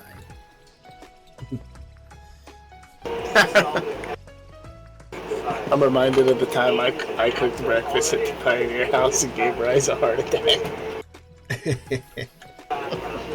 Yeah. Bryce still hasn't forgotten that. Rise will remember that. Tucker is, of course, grateful for that meal. Doesn't have to be meat to be good. Meat's good, too, but... Oh, Brooke He makes- sleeps in. Tucker makes... actually, that's a good question. I'm going to roll the die, too. Oh yeah, Let's see. let's take a look. I wasn't gonna make you, but if y'all wanna. Oh, no, everybody's... Oh, my! Everybody is just Ida is the only tired. one awake. I can guarantee Wow. you that. Tucker will Wild eventually rouse to the smell of roasted berries, but it will take a while, apparently. That's funny as shit. Goodness. Here's a question. When does V wake up? Oh, V is up. Okay. Yeah, I feel like V just waits. I mean, I'm sure that he is innately aware he's going to be the center of attention today, so... Tends to pick up on that, / force it. Yeah, it's the center of attention. Yes, V is waiting downstairs at the reception desk since, you know, there isn't really a breakfast table. I mean, there's the table upstairs, but come on, that's so far from the kitchen. That's true. Doing a little off-the-cuff, little breakfast setup on the reception desk seems fitting. It's a lot closer to the kitchen. Garrison, I want your fanciest leaves, thank you. Hot dog Give him your staring- least fanciest. Hot dog staring at V, deadpan. This isn't a Shut- restaurant. You're gonna get what you get. Yeah, I'm gonna shout from there. I don't care if I heard it right. Give him your least fanciest. Your most plain and ordinary. Hot dog leaves the plate for V, who is doing the puffed out cheek face. Turns around to go to the kitchen and make the rest of breakfast. Get what you get and you don't get upset, kid. Excuse you? A kid? Yes, excuse you. You're not important. You're not special. Okay, stop yapping, kid. Do you need a kid's meal? Like, what's up? This Oh, ain't hot sea dog. spray. You're not gonna get nuggies with your tantrum. What? Yeah, no, let's see, yeah, no Dragonite shaped nuggies.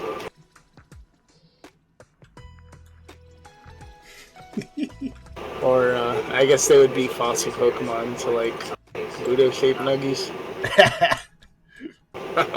Tyrant nuggies. Sounds good, nuggies. I almost But want to yeah. say that that's a Pokemon crossover food thing that probably existed somewhere at some point. Oh, most likely, especially during Pokemania. Oh, I'm sure. But yeah, angry Eevee noises as he munches into his breakfast salad. But yeah, I'll rise up. It's gonna be a big day. Rise from your bed. But poor Ralph and Tucker are... Wait, Ralph? Really?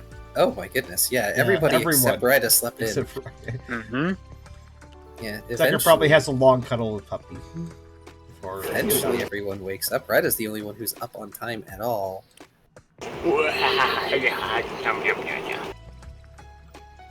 Oh, goody. Time to party Today's with the the Red day. is outside training. that would make sense. Yeah, she's like heckin' Goku. Just always training. So, another adventure starts today. I can't wait. Escorting a beautiful fair maiden to her... Yeah, I was going somewhere with this, but... You realize I'm not a maiden, right? Oh yeah, and you'll be present as well. Biscuits. And I suppose you'll be present as well. You can be the wisecracking sort of pet creature, you know, in like our adventuring crew. You know what, at this point I'll take being a mascot over nothing. Yeah. I like how he didn't retort the beautiful affair part. He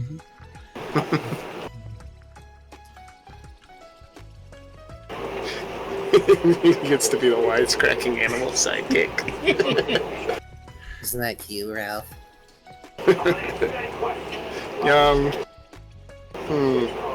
I'll think on that. Maybe it's a good deal. Anyway, I'm gonna chow down on some, Yeah, salad for breakfast.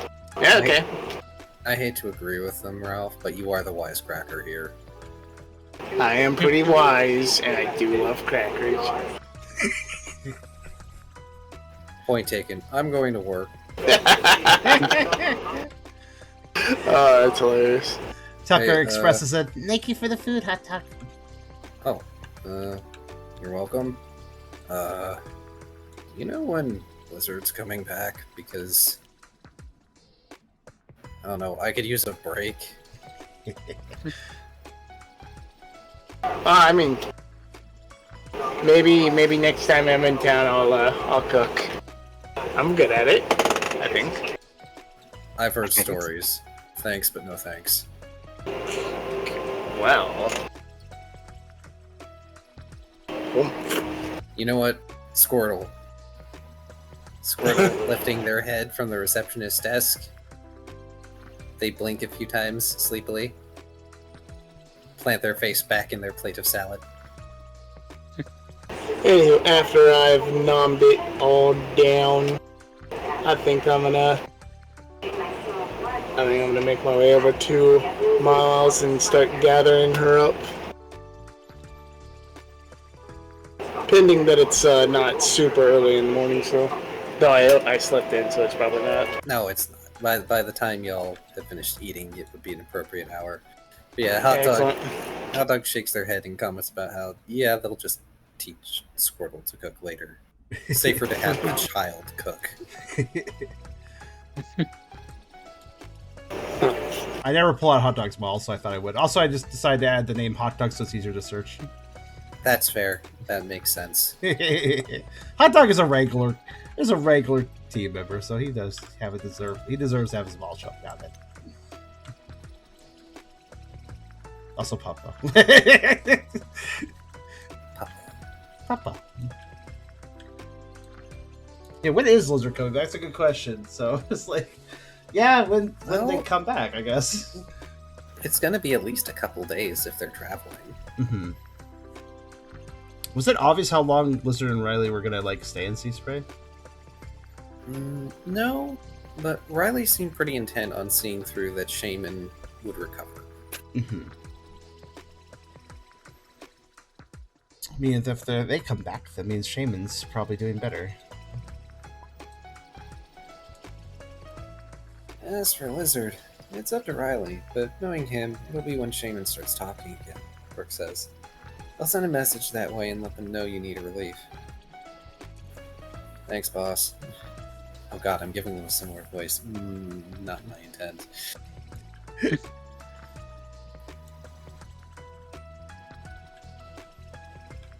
It's been a while since I've done Hot Dog.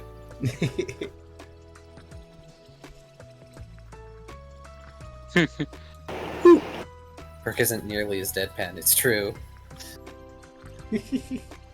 Yeah, we haven't worn him down yet. Hard to wear down Brooke when they're the one who can wear everyone else down. They are the water type, after all.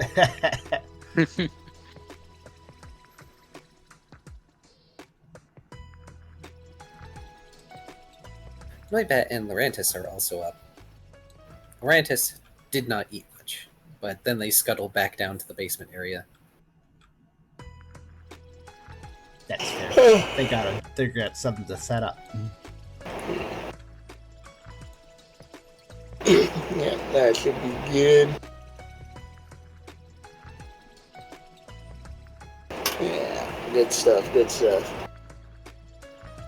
I think I need to debrief with Pangoro on last night, Brooke says. You want to come with, Bats? It takes Noibat a minute. And then they sort of tilt their head to the side a bit, their big radar dish ears swiveling. Me?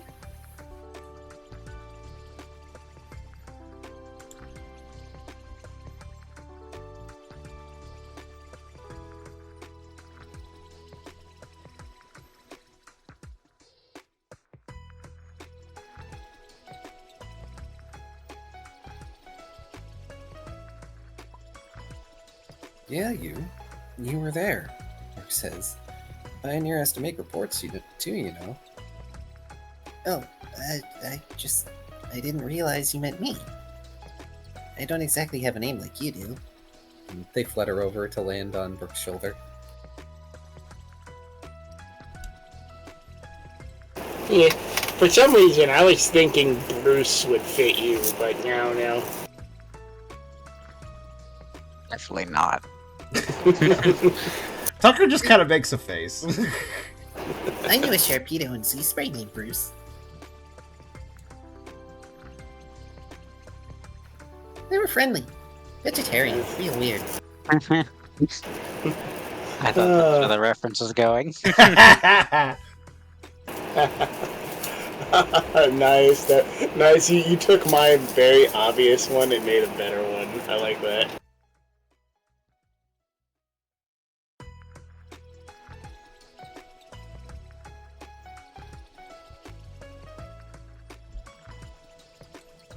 I appreciate that deep cut.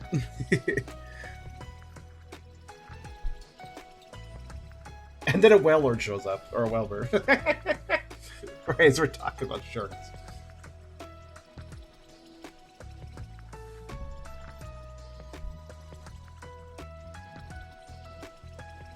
Wow.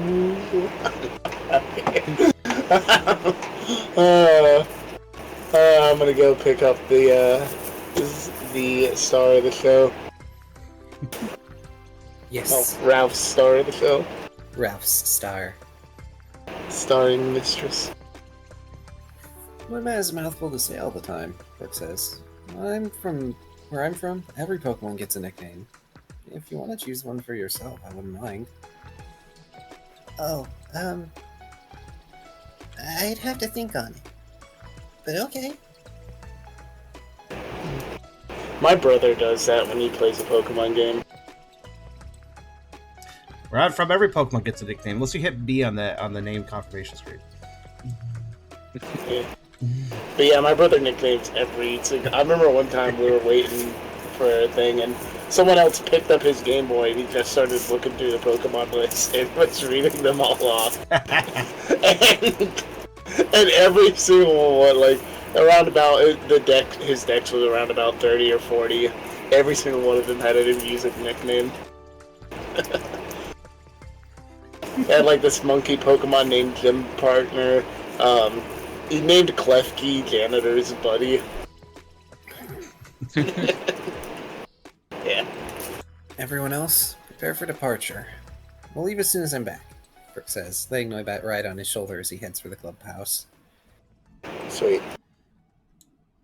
Tucker nods, and kind of goes just to get things prepped with just getting Puppy situated, since Puppy's probably been kind of clinging to him. Very much so. Puppy has not left your side every waking moment. They're gonna be so sad when you go.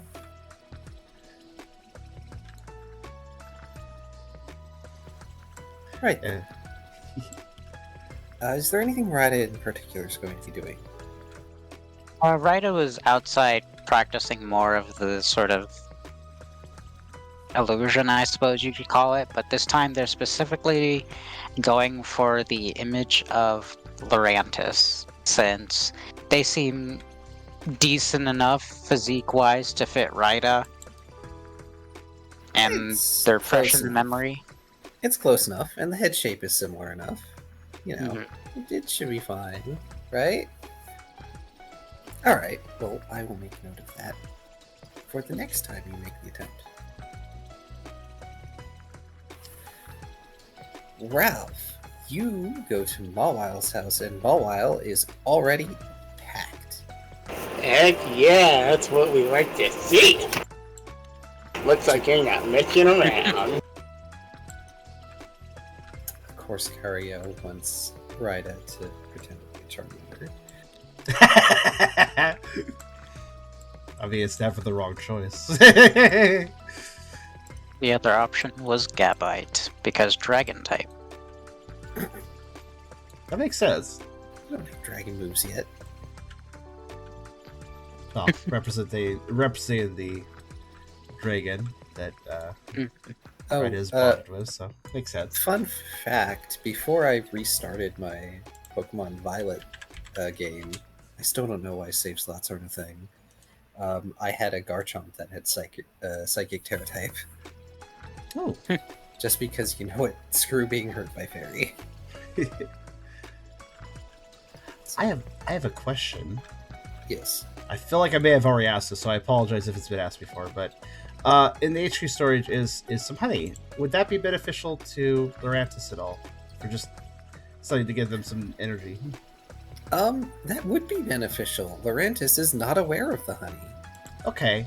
Then, Tucker would probably go and show them that they have some honey. Because they have a decent stock of it, so I don't think Tucker would think it's a big deal to say, like, hey, have some honey if you need some. Lurantis is going to look at Tucker and then ask to be shown the honey.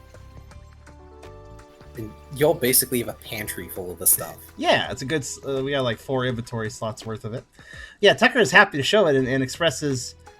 Feel free to have some. I don't think anybody would mind, and we can always get more honey if we need it. We do have sort of a, kind of a friendship going with them. What was the hive made up of Pokemon wise? I forget. It was bee Pokemon. It was headed by Vespa The Queen. bees, yeah. Beedrill and Vespa Queen. We did kind of help them out, so. Yeah, so it won't be a big deal. Lurantis is just going to gingerly take one of the honey jars, and they're going to take it with them. You're not getting that jar back. Tucker looks happy. He is happy that a Pokemon doesn't have to starve / eat bad nutrition food for their diet.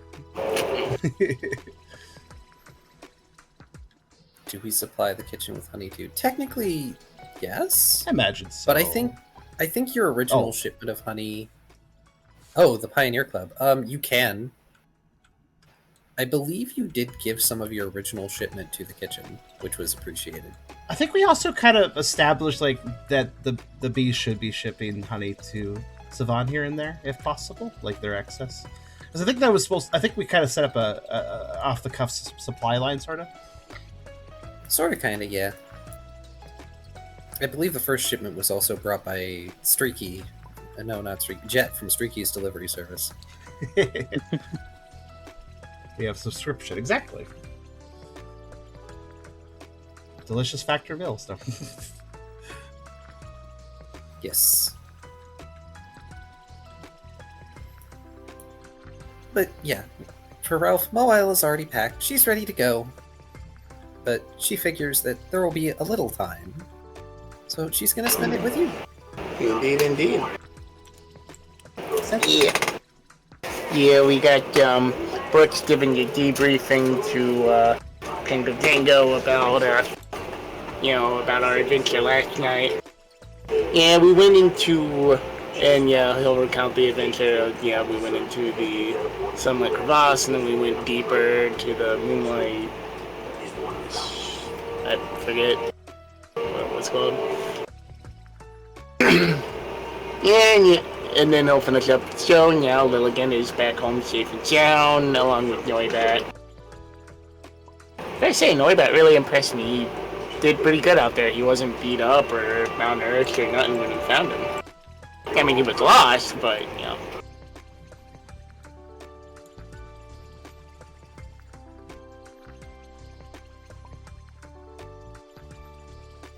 She's just glad that you managed to find everyone and everything is now resolved. Oh, yeah, you were worried it would take a bit longer than it did, didn't you?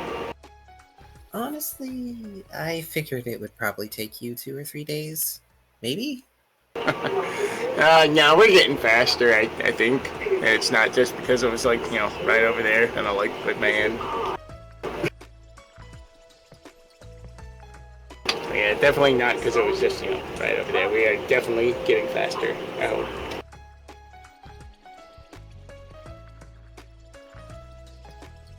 Anyway, you are the star of this adventure as we escort you to the scientific wonders. Oh, and I guess V will be there too. He's got a little silly side thing. But yeah, I talked about that.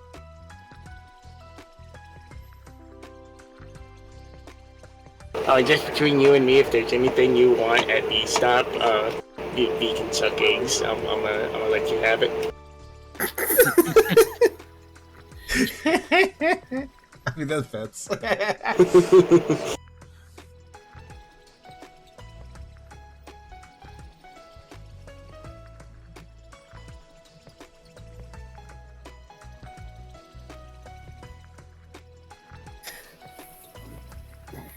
Mawile just gonna pat Ralph on the arm. That's okay. She's not there for any of the loot for whatever V is doing. She's there for the archaeological knowledge, and her eyes get sparkly when she says that. Yeah, knowledge is power. Know where you came from, and you can sort of figure out where you're going. You take Noibat to the Pioneering Club. It's still early. Breakfast is being had. It's modest. Rise is there. They look sleepy. They've got a mug of coffee. And not a small mug, either. It would probably be more accurate to call it a stein. My head canon is they borrowed it from Blaze. Like, that's Blaze's mug, that's why it's so big. I mean, you laugh, but it's a big metal stein-looking mug with a lid that can be flipped. It's probably Blaze's.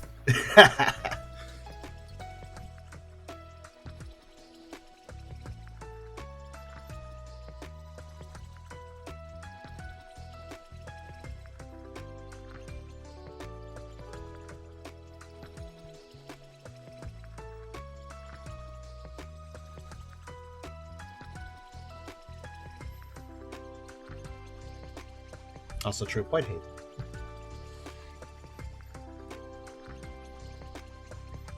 Rise is effectively a parental figure for Noibat. So, yeah, probably was a lot of concern.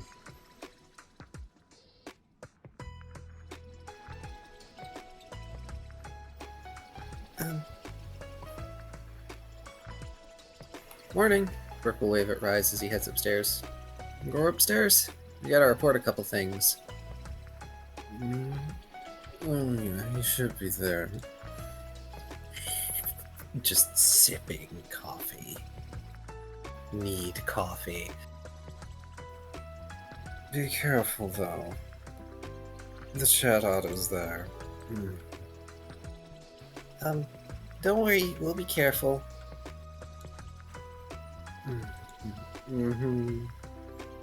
Stops. Blinks. Noibat? Thanks, Brooke says and heads up. Noibat on his shoulder. Rise is left looking at the stairs, then back at his coffee, then back at the stairs. So blasé. Shouts up the stairs.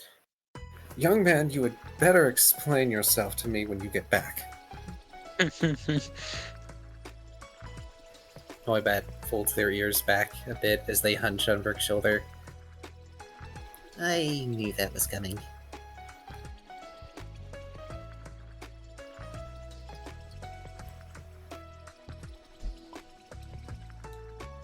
Darn.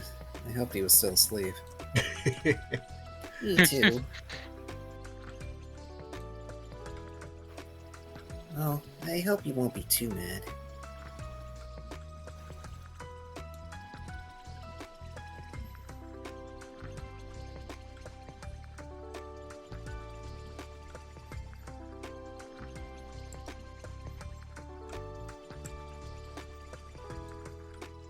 We can swap to locales 120. Okay. Nah, parents are just mad when they're relieved that you're okay.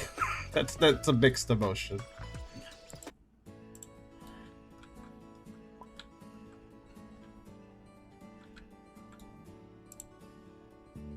He just cares about you, Brooke says. I know. I still worries a lot. But I appreciate it more now, I guess.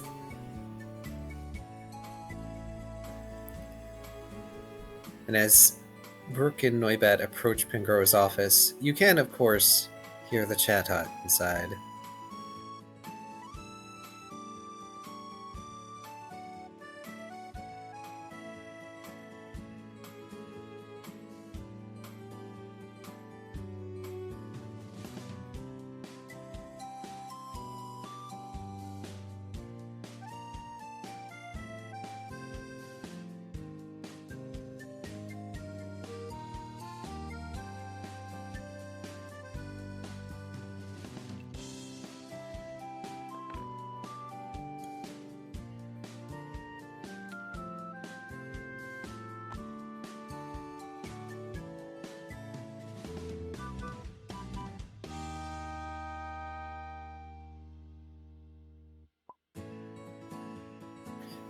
No matter how strong you get, a parent will always worry, he says, a little solemnly.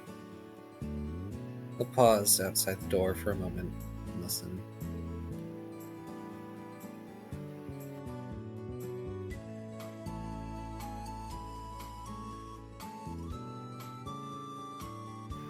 And another thing.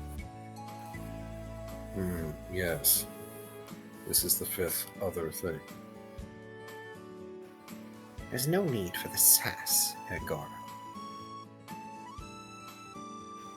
You could just hand me the itemized list, Chatot.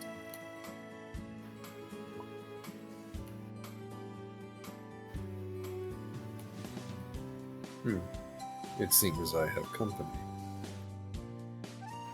No matter. I will be here long enough that we will start to rectify some of these situations, including your missing prisoner. Pangoro sighs as he opens the door. As I said, the prisoner is not missing. In fact, they aren't a prisoner at all. Are they, Brooke?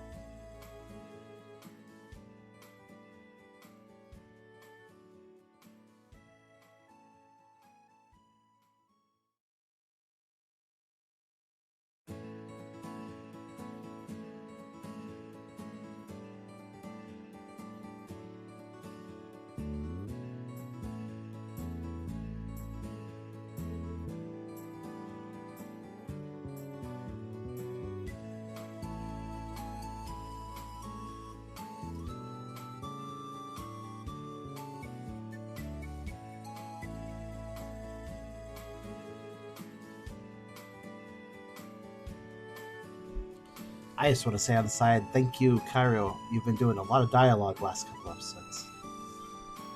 I very much appreciate.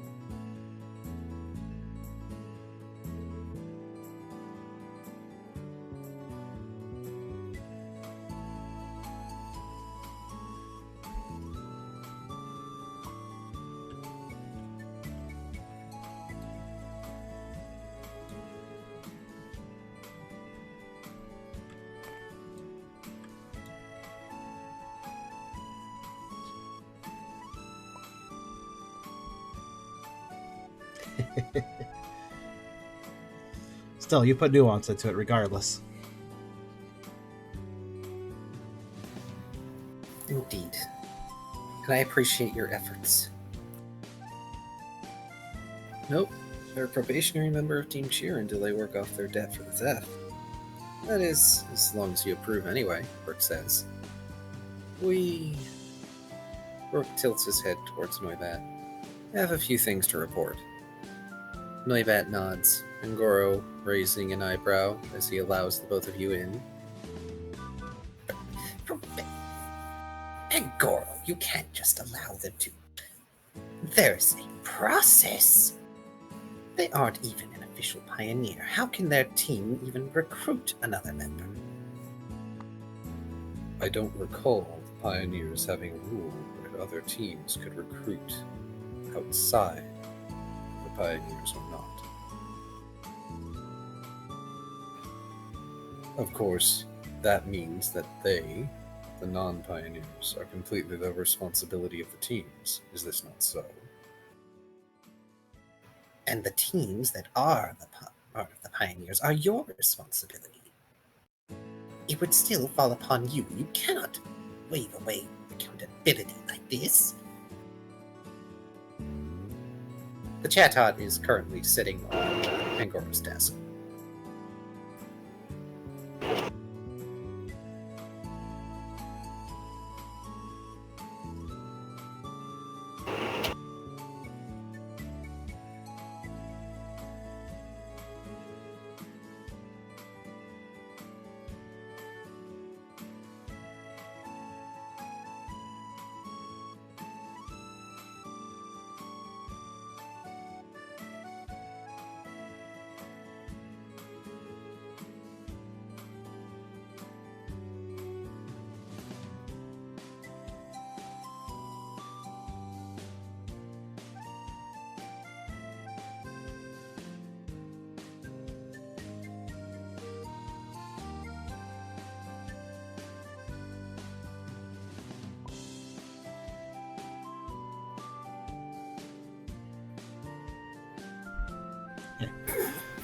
Decent point. Cannot and should are two very different things, says Tubby. And we have not been fantastic differentiating the two. Yeah. Can not and should not. Two very different things, my guy. And we're not great at telling them apart.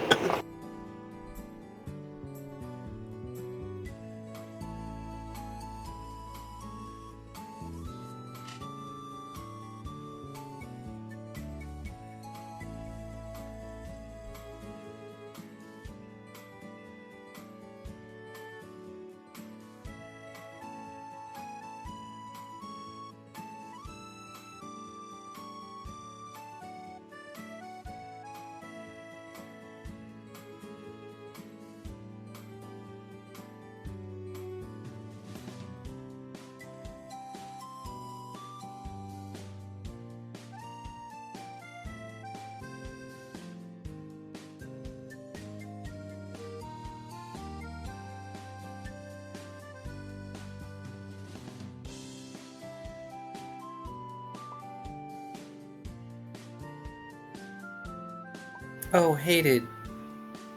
Kyrio is clearly Tiber.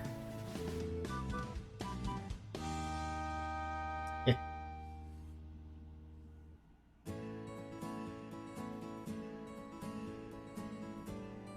think they're on It ad makes- break. Oh, they're there. What if It they makes caught you- that? Sorry. That's fine. If it makes you feel better, should the Rantis betray our generous offer and try to escape, I would personally hunt them down and put an end to it, he says with a grin. Not that I think they would, since Willigant has agreed to help replace what she stole from them, too. Ha! It looks like my hunch was right. How often do we need to go through this rigmarole at other organizations before Pokemon learn their lesson?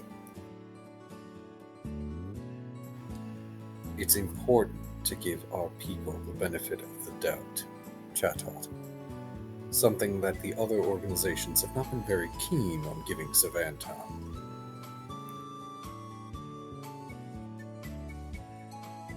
Considering the lackluster results of this little experiment, I'm not terribly surprised. But you don't need me to remind you of that, now do you?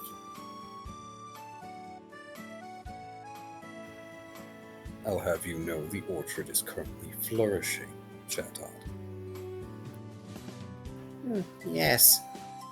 And I heard from your gardeners that it was from the help of a single Pokemon who exhausted themselves just to make it look nicer. Short-term gain does not a long-term solution make, Pangoro.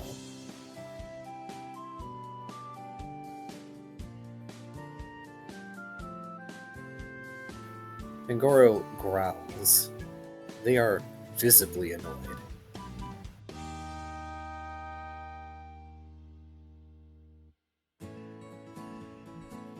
I'm just waiting for Pangoro to snap and just destroy this bird. I think he discussed some things like alluding to that before. Offhanded comments, but still showed his what he was feeling. I'll say, so I do apologize for that interruption before. I realized that when Kyrio does finish the message, if I'm not actively looking down there, I don't even notice, because while there's a sound effect, I can barely hear it. It's very quiet.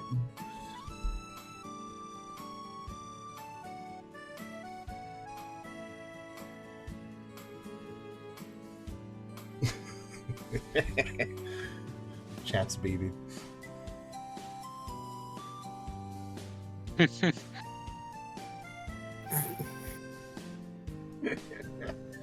Turn this chat out into KFC. No, that would be Blaze.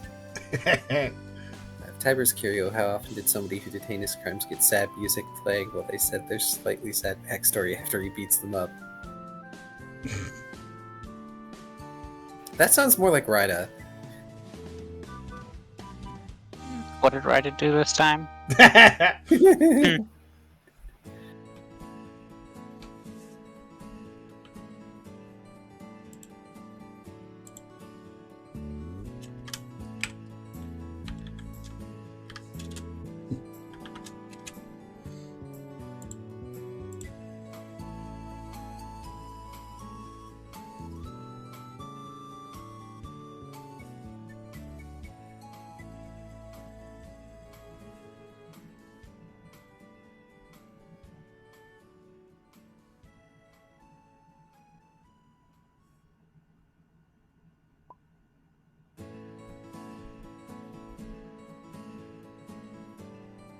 Liar is a visitor who would like to return every year, Brooke points out. But it's true, I did only ask if they could help us a favor, and I wouldn't want to push them. That said, Mirantis was able to cultivate their specialized food for themselves in the cave, so I think they might be valuable if they could check out our garden. Pangoro nods, easing up just a little bit as he smirks at Chatot.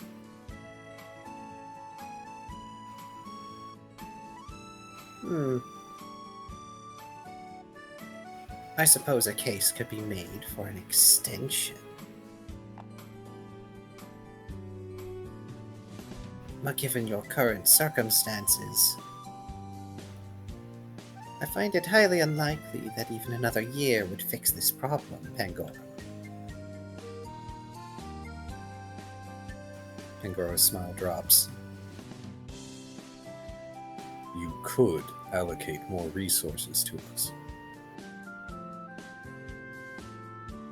The results I know the results. We are doing everything we can to survive here. You've been told this multiple times over multiple visits. Every time you leave the same. So, skip this whatever it is.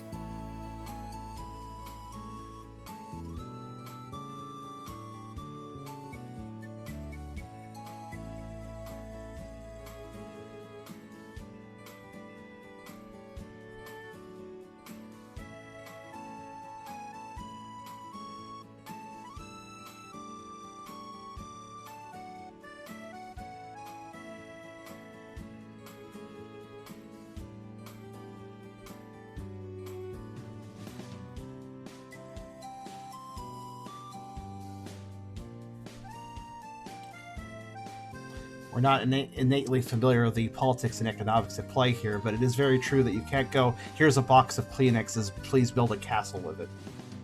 Mm-hmm. Indeed. Yeah, we're doing our damnedest best. Also, I really do like the previous slide. I just want to point out something clever about it. The way Brooke approached and said, you know, not about Lurantis, not that I think they would try to escape, since Lilith has agreed to help replace what she stole from them too. Just introducing that wrench for Chatot to know about. That, hey, that thief was actually stolen from first. Which makes the situation a lot more complicated than just calling the guy a thief. Yeah. I really thought the Shadows would be impressed with, like, oh, yeah, we have a trade route with these guys, and we have a trade route with those guys, but I guess Sonomlets and honey aren't enough to impress the bird with an entire pseudo-wudo sticking out there. Like, little, to the chat out, it's like, oh, that's little things, that's not sustainable, that's... Though some of it is sustainable, like the honey, but still. They are trade routes, which is not what Savan was built to do. Mm-hmm. They are impressive and a positive enforcement, but they are not necessarily something that can sustainably be exported from Savantown. Indeed. Yeah, you can't prove you're self-sufficient if you're getting it exported goods in. Like, that doesn't really add to that self-sufficiency. I mean, it can be good, but yeah. Could someone who is not Brick roll a Doom die? What's that Hydra? I was gonna let someone else do it, but if you Get a insist. doom. How many dooms you got for See, us? there you go. Yeah. Oh, wow. But 6 actually rolled dooms. since Hydra did. Anyway. Resources will be nice, but there's a problem with transit. These brands of Vantown don't have a proper supply line. By all accounts, a road is untenable and we don't have access to the ocean. So personnel and supplies barely even make it here. How canny of you. Your name is Brooke, isn't it? Unfortunately, that is a problem. It's part of why we've tolerated the pioneers in their current state. They are capable of making caravans and protecting goods as they go back and forth, but it is slow. This isn't helped by a lack of goods. As we could call it, they do air quotes with their wings.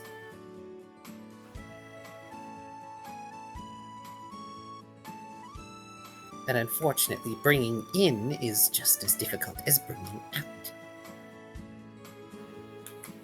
The bandit problem was taken care of months ago. You're welcome. In fact, I would say that Team Cheer was instrumental in having that happen. Part of the reason I'm not bringing up various accounts of insubordination and unsupervised activities, since they seem to get results. Since their arrival, it seems you've made a lot of progress. One of the reasons why it makes me wonder if perhaps a change in leadership would do some good here. Yo? Like, out of character, yo? That makes sense to me. As I lean, I just leaned into my screen a little bit, like. Are you suggesting what I think you're suggesting? Ralph, new leader, let's go.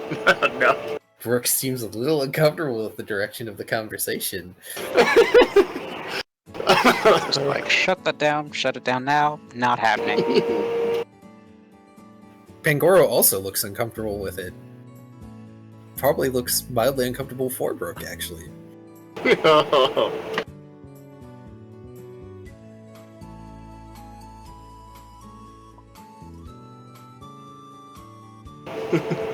Oh man, as an aside, I do love when, like, NPCs and such recognize the absurdity of the MCs sometimes.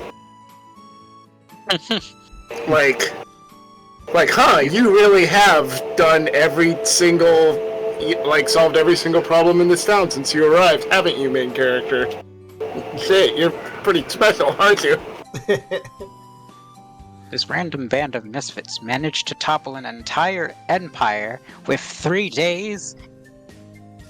I mean, How? Shagtat sounds like a little jerk here, but I kind of get it. Like, Pangoro was kind of on a baseline with the whole club and the pioneers and such, and then we show up, suddenly get all these results out of nowhere. It kind of undermines Pangoro a little bit. A little. But don't forget, Yeah, we have the luxury of being gray hats. We have the luxury of working outside the rules when it's convenient for us. not only does the Pioneer Club have to operate within organizational standards, as do the teams under them to an extent, they've also been doing this for several decades now. And clearly, they had enough results early on to make it this far. Yeah, or at true. least consistent enough results. There's been some successes before us, I'm sure. Well, considering that Sea Spray's very existence is Yeah. owed to the Pioneers. Yeah.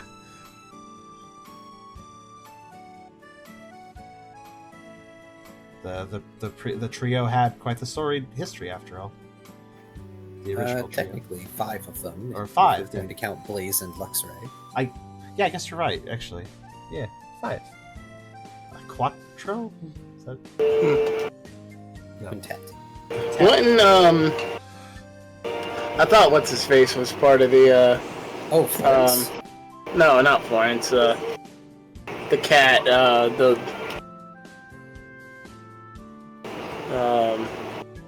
the fucking, What's-His-Face's dad. Are you trying to bring up Luxray? No, Lytton? what in, Zeal. yeah, what in Zeal, what in King Zeal part of the, Pioneers? No. Ah. King Zeal has always lived on the continent. He just happened to give Team Pioneer permission to settle Savan Town where it is. King Zill and his little posse was probably the first wilds that were properly established with the Pioneers. The Pioneers also became friends with Kamoa, who was from here. Technically, Kamoa is a team member, but not before the continent.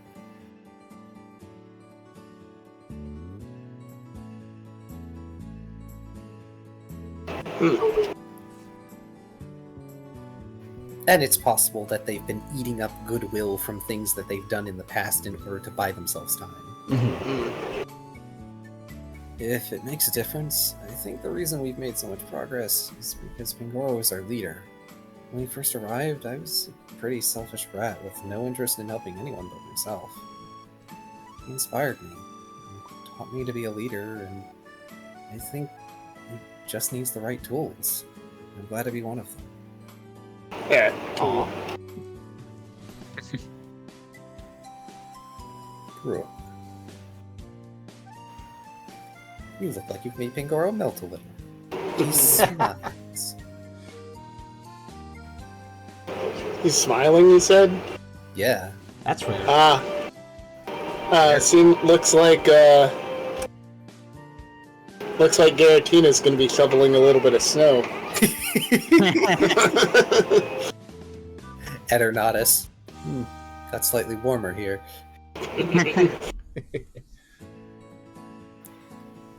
How very heartwarming. But I wasn't trying to imply that Team Cheer should replace good old Pangoro here. No.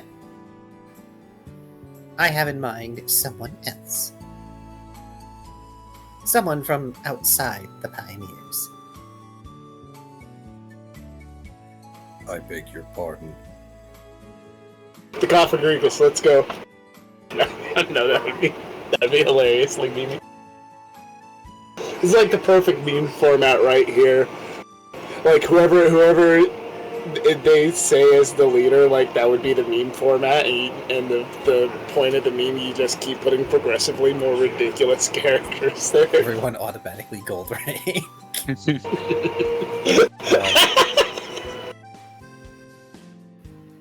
Everyone who is platinum gets downgraded to gold. Yeah. Pangoro furrows his brow. Why would you bring in someone who doesn't know anything about how we operate here? How this continent works? Because a new perspective may be necessary for you to understand the position you are in. Oh, Why, you? He lifts his hands, fingers twitching.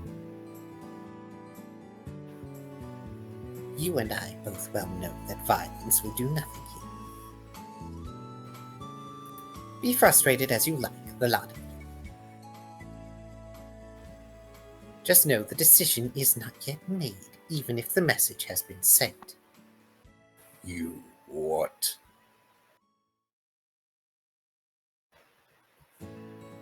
I made a calculated decision. Even if this whole debacle with your little criminal happened to be fixed, Another winged air quote. there is this long-standing problem with Savan Town. And clearly, as you've stated in the past, it can't just be wiped off the map. It needs to be improved. And since there are a lack of willing personnel who are going to come here, someone will be assigned here.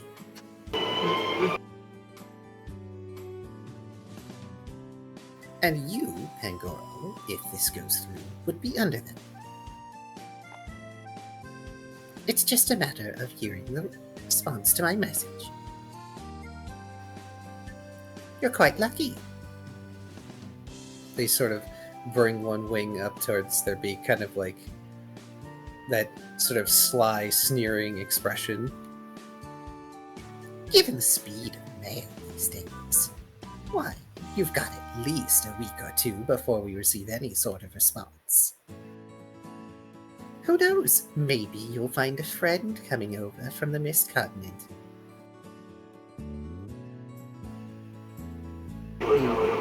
Now you're just making jokes.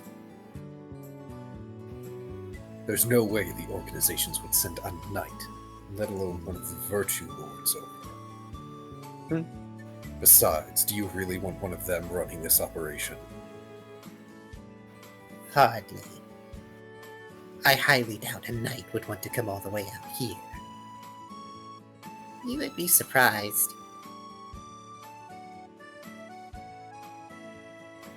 There is a very soft knock on the door. I'm going to let Brooke finish typing first. Interesting Awesome. lore about some knights and high councils, such and such. Yeah, a few off the cuff words there. Also, I gotta say, during Chatot's little speech there, I actually like that Tubby Stevie did a dramatic string chord. It's perfectly timed. It kind of like worked.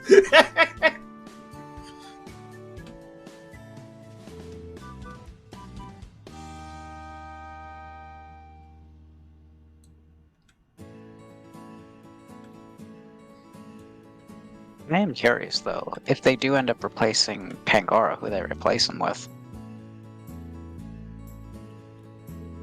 Oh, the Mist Comet is a Mist Comet series. That's a very interesting thing. That is, from my understanding of the Mist Continent, that is basically a very medieval themed kind of continent. So,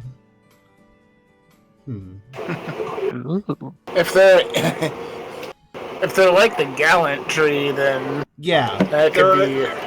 The Gallantry is a microcosm of the Mist Continent, as far as I understand. Yeah. And they are. That could be interesting because while Ralph really thought they were a hoot at first, he's really become disenchanted. So it could be interesting to see how he respects or doesn't the leadership of such a person. Well, since we're playing a tabletop game, I will say that that's basically you're going to see a lot of lawful good there, which lawful good can be frustrating. Yeah, Ralph's not super. He's a very chaotic character, and when he's not allowed to use any means to get a thing accomplished, like you put him in a box, he's not gonna fit because he's too fat. Yeah, it's rules of constraint are something that come with that particular alignment. It's not saying that the person we're trajectory about is going to be that alignment or such, but I don't know. It is. Indeed, it'll be interesting to see. Because a chaotic good character does not always get along with a lawful Gonna There be you go. honest, Mhm. like, aside from following a code of conduct, I'm pretty sure Sir Gallant is chaotic good. Yeah, I could see He that. just does stuff. He doesn't think it through half the time. He has a lawful edge to it, but chaotic in actual execution. That makes sense. Brooke Right, it doesn't might seem- be lawful neutral. Heh, appropriate. Brooke doesn't say much, but his frown gets deeper as Chatot continues. He seems to snap out of it a little when a knock comes at the door and steps aside. In the doorway is Lorantis. They're still holding on to the pot of honey. It is now half empty, by the way. Good. They slowly bring it up to their face and consume some more honey. It is a loud and long slurp that slowly draws Chatot's attention. Like, you think they're gonna do it. Like, everyone thinks Chatot is going to do a knockdown for a minute before he turns around bodily. Lorantis is staring directly at Chatot. They definitely did that on purpose. Oh, you found the honey, Rick remarks with a smile. Tucker showed me. Am I interrupting? They are clearly interrupting, and they know it. Ah. The, retributionary thief. I am so sorry that one of the citizens of this town happened to drive you to such desperation. That feels like my line. It's okay. We've reached a compromise.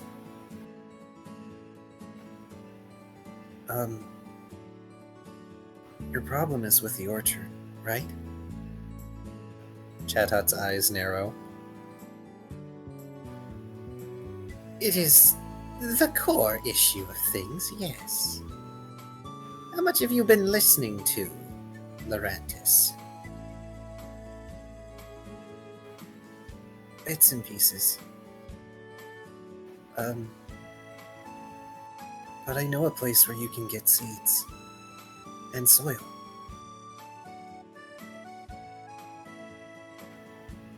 Both Chatot and Pangoro stare at Lorantis, looking kind of surprised.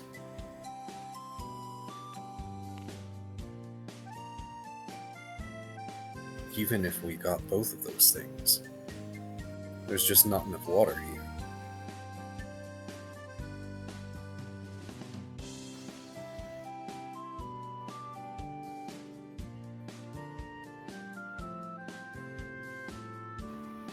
Well...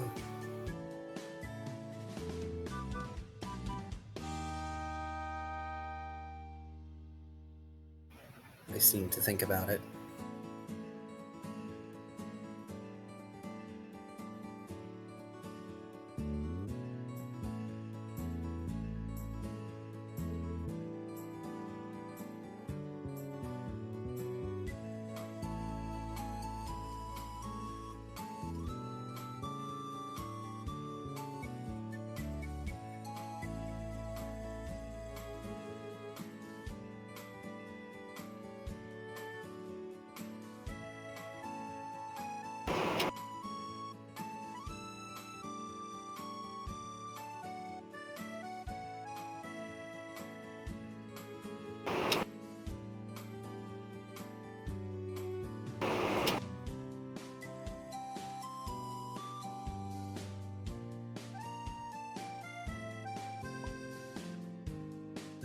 Yes. You may make a logic roll. Feel free to add smart to that, so that'll be smart logic for a total of 5.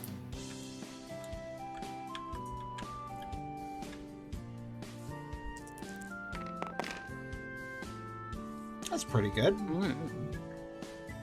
Big brain. That is very good. Strange and consistent, too.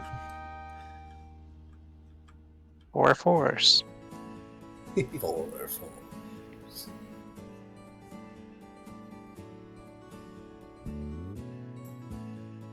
I will note that Laurentis has not mentioned the Sun Petal Deep, so it's clearly not from there.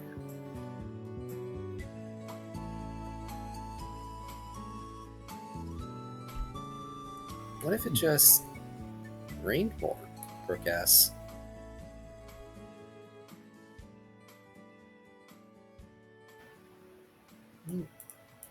I guess? But wouldn't that take weather orbs or something? Agreed. It's not as though you possess the power to change the weather. I don't know myself, but I know there's a move out there that can make it rain, Brook says. Rain Dance. It's one of the moves capable of altering the weather for a short while.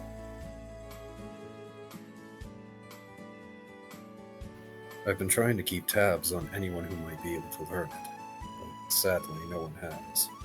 Not even Simapur. Which is a crying shame.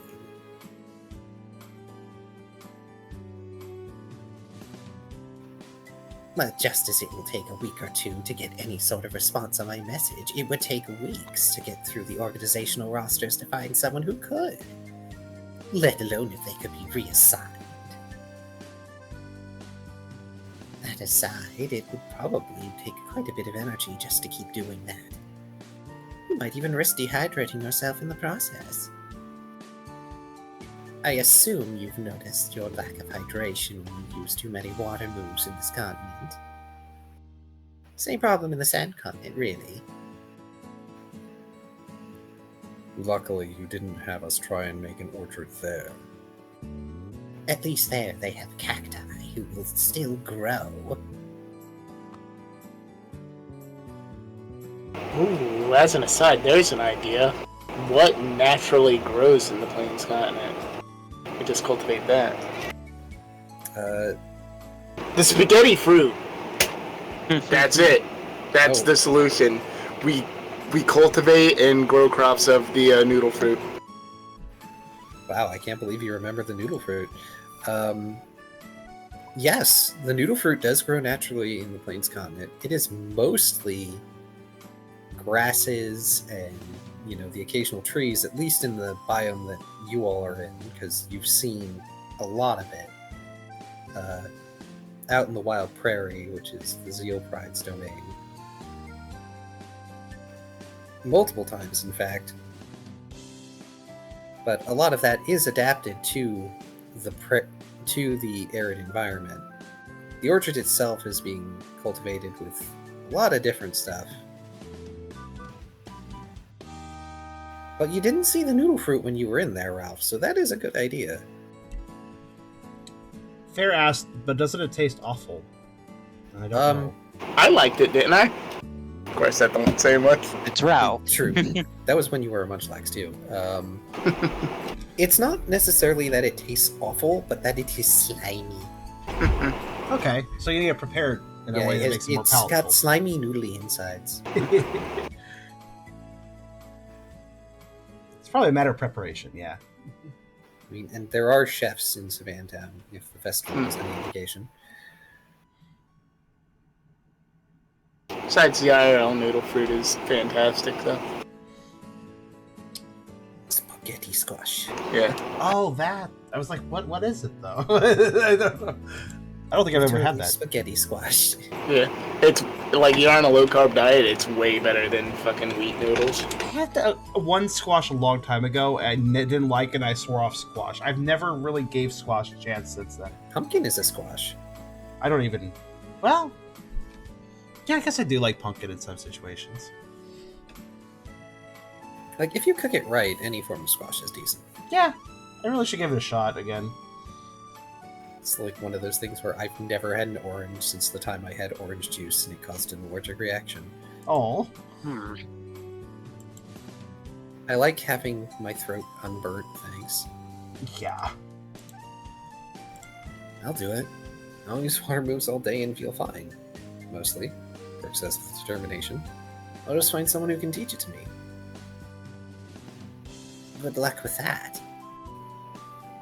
You recently returned from Sea Spray, haven't you? Wouldn't that be the best place to learn? That is a point.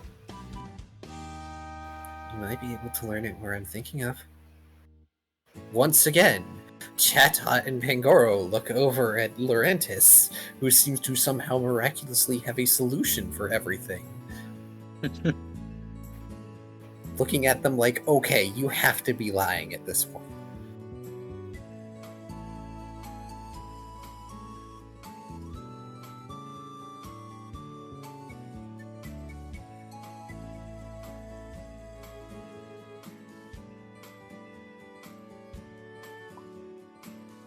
Sounds good to me. Where is it? Rook smiles.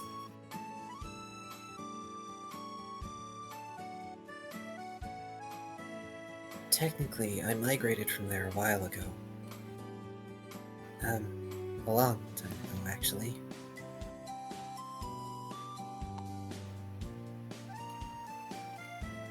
Is this going to be a terribly long story? Silence, bird. And Pangoro just puts one large hand over Chatot and squishes them to the desk. This is most unprofessional. Please, continue. Noibat is trying to suppress a giggle. Don't suppress it, let it out. Oh, it doesn't matter much. I left because I wanted my own lair. I traveled a ways. Honestly, I was so hungry that I fell down a hole, and that's how I found it. Anyway. There's a mesa. It's not too far from... I think you call it Aster Rock. There's a lot of wind up there, so seeds get carried near and far. At the top, there's a forest. Lots of flying Pokemon like to make their nests up there. And on its rocky cliff edges.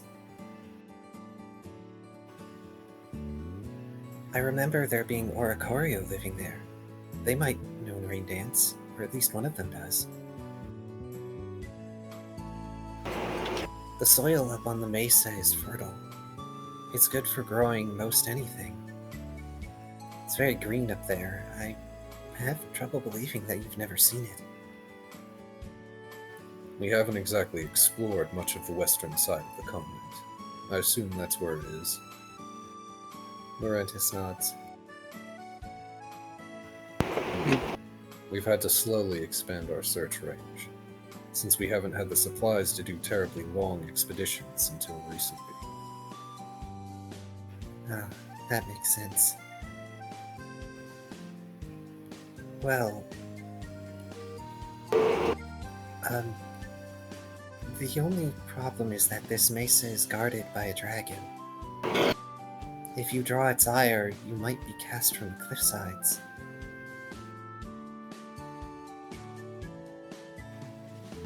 Oh, leave that to me! Noibat lifts a wing. If it's a dragon, I bet I can talk to them.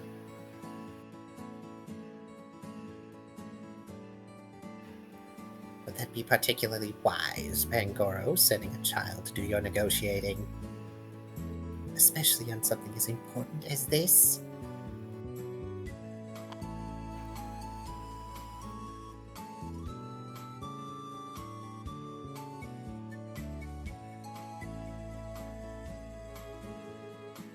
I have an appropriate meme in the voice through the VC chat.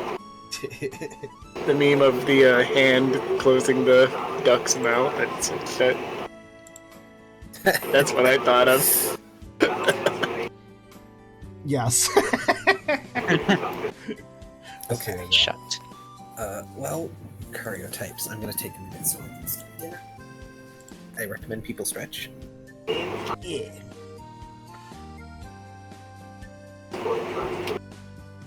So yeah, there's a few things that Brooke could respond with here.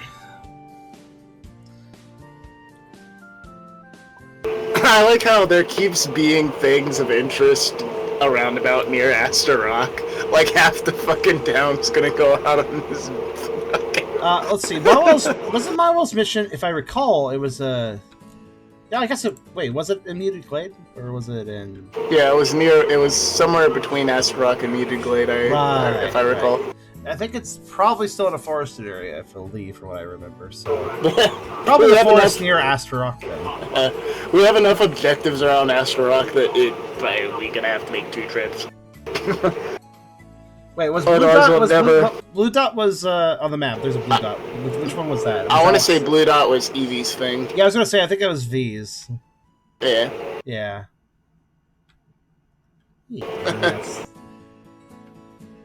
Yeah, well, this actually makes a lot of sense. This Pharaoh's making a how convenient comment, but let's be fair here. Astaroth is like green on the map. It's clearly doing something.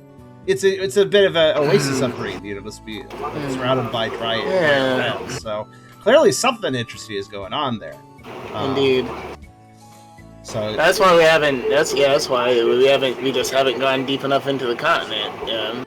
Everything's around Astaroth apparently. Yeah. I mean, look at that green circle. It would not surprise me at all if a Pokemon there knew Rain Dance. That makes perfect sense for the geography of the green. Yeah, it's in like a perfect circle. Looks like the Mesa was targeted with a Rain Dance, basically. Yeah. Well, not more than one, probably.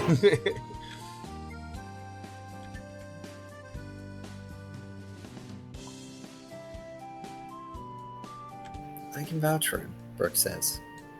We've had some experiences with dragons that went far better than they normally would have, thanks to him. He grins.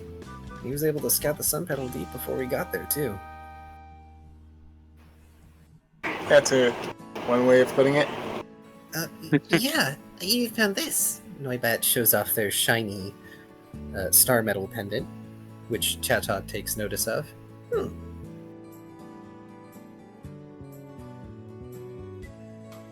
I'm sure I'll receive a full debriefing on your activities down there. I assume it was to keep an eye on Lilligant. Since they were found down there, is that not right?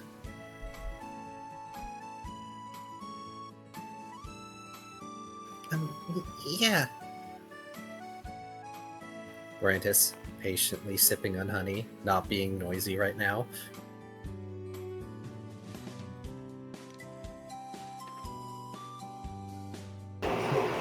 I'll say, this meeting is beyond blessed that Ralph is not in attendance. Probably.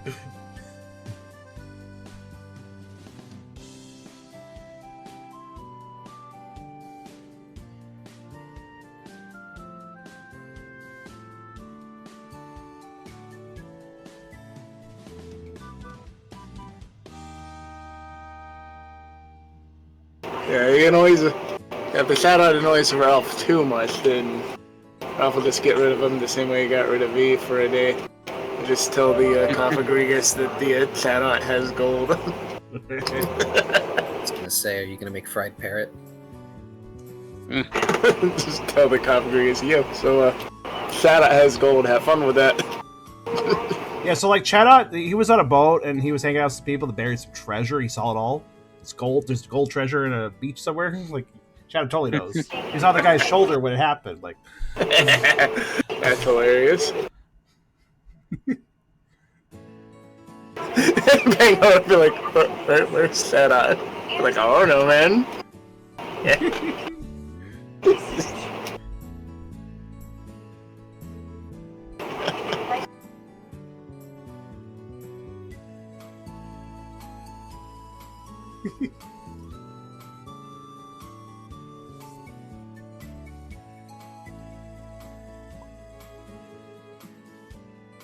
Noibat is still a junior, and I'll watch over him as if my life depended on it. As long as, considering his guardian, it probably will be. Yes, I'm surprised that Rise isn't currently barging into my office. In any case, please continue, Laurentis. I wouldn't be able to show you on a map. I just know that I passed Aster Rock, and I left. So it must be somewhere past it. Given how big it is, it's probably hard to miss. Maybe you didn't see it because from Savan Town, Aster Rock is the biggest thing. It would make sense if you got closer to it, and maybe... Yes, Angle's vision. Please continue. I would like to have more air in my lungs. That is useful, typically.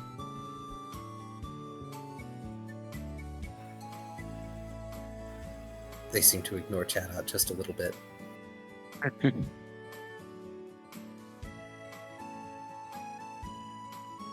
But if you can find it, maybe a bit of soil from there would be good.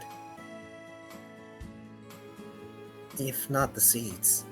I know lots of berry trees grew there, but because of how windy it was bad for my flowers.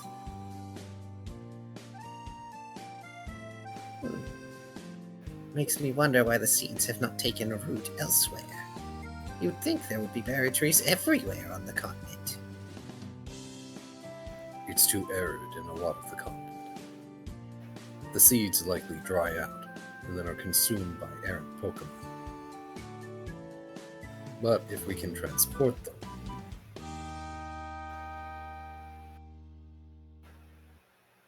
And the dirt. Yes, if we can transport the seeds in the dirt, we may have an ample supply of plants that can survive here.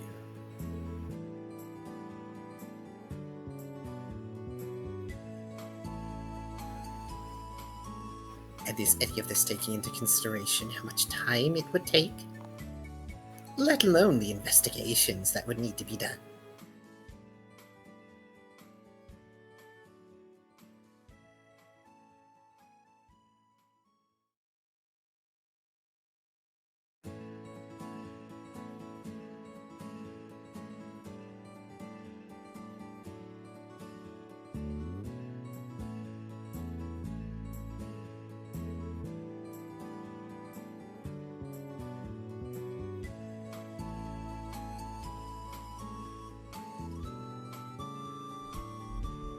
I will say that Shoutout kind of outed himself as not really knowing much about gardening with why are the seeds just spread?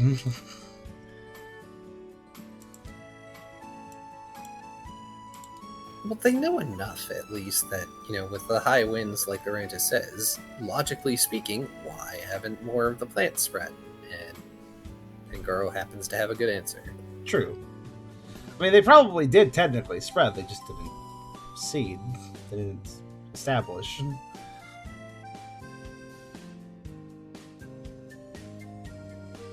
Because that's what plants do. They just explode seeds everywhere if they can, and then hope that some of those continue the cycle. End up in the right place.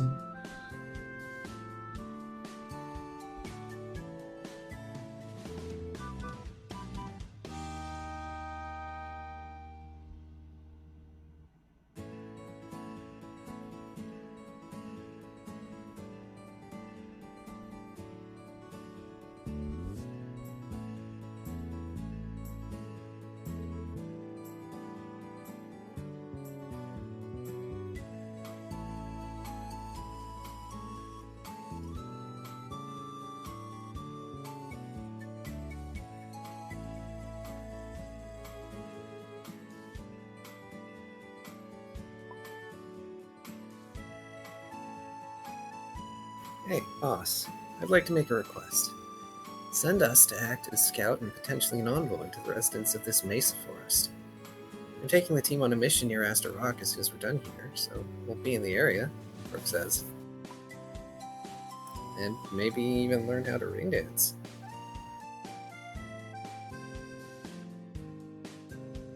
Depending on the timing, you might be able to do that and still go do Mawile's thing second or third. Well, we were efficient on the last mission. True. Maybe it'll only take you minutes to do V's thing. Goes to V's location. Actually, it's just a pile of ruins. V has no use for this. All right, moving on. We're still getting paid. And suddenly, you all have a lot on your plate. Or, I have a suggestion. Mhm. Just out of character suggestion. Mhm. If you're What gonna party? go ahead and do, well, you could split the party, but that would be bad. Depends on the circumstances of the situation as we see it. There might be a reason to split up, maybe. I don't know. Please don't split the party. DM, Like, these are multi-session long things y'all are doing. makes suggestion. DM also sweats that anybody might take the suggestion. Well, I figure, just putting it out there, if y'all are gonna do V's thing and then go do Mawwile's thing, if you're gonna head back the direction of the Mesa, isn't that also the direction of Ryda's thing? Yeah, it would be, wouldn't it? Yeah. I was thinking that too.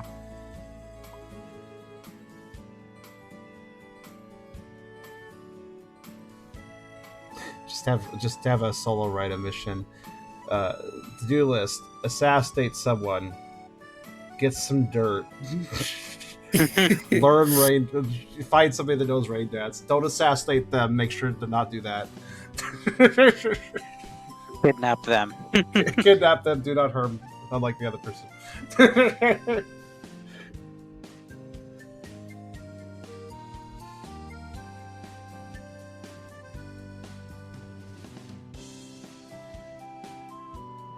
VMI will be cool going clear across the continent. So both of them won an expedition in the first place, effectively, because they both want us to go a little ways out, certainly from Savan Town. But admittedly, Astarock is further than either of those locations, as you can see on the dots. So it would be an extra trip. I don't know. They may not be happy with it. But I mean, I feel like Mawile wouldn't care too much because, like, oh yeah, it helps the town, sure. V might be impatient though. I mean, the most efficient route is actually Mawile, then V, then the Mesa, then other thing. But Mawile's is time locked. Yeah, Mawile has a time limit, or well, not a time limit, but a time specific time. Time limit to the next possible opportunity. Time requirement. Yes. When you're playing Harvest Moon, you're like, oh, okay, I have a bunch of stuff I want to do, but also I need to make sure to meet up with Cindy at the cow farm at 4 p.m. that day, so I gotta make sure I have that time specifically open. Ah yes, Harvest Moon in Stardew Valley, Time Management the Simulator. Oh, I always mess that up. Juggling too many things. Gosh. Sorry, I have enough time management in my job. I'd like to not have time management in my games. That's quite It's fair. why, for the longest time, I was not a huge fan of Monster Hunter-style games where you had a mission with a time limit. It's like, just let me have all the time in the world to hunt this critter. Time limit for one specific task in a game is fine. If a game has a million tasks and there's some that are timed that I have to like remember to get to at the right time, that's hard for me. Yeah. Then again, Time Management the Simulator is also in Persona games, and I love Persona games. It would just be nice if, like, the games had a little agenda feature so that you could look at the week and it'd be like, oh, hey, such and such is available today or whatever, instead of having to remember and look in your social links.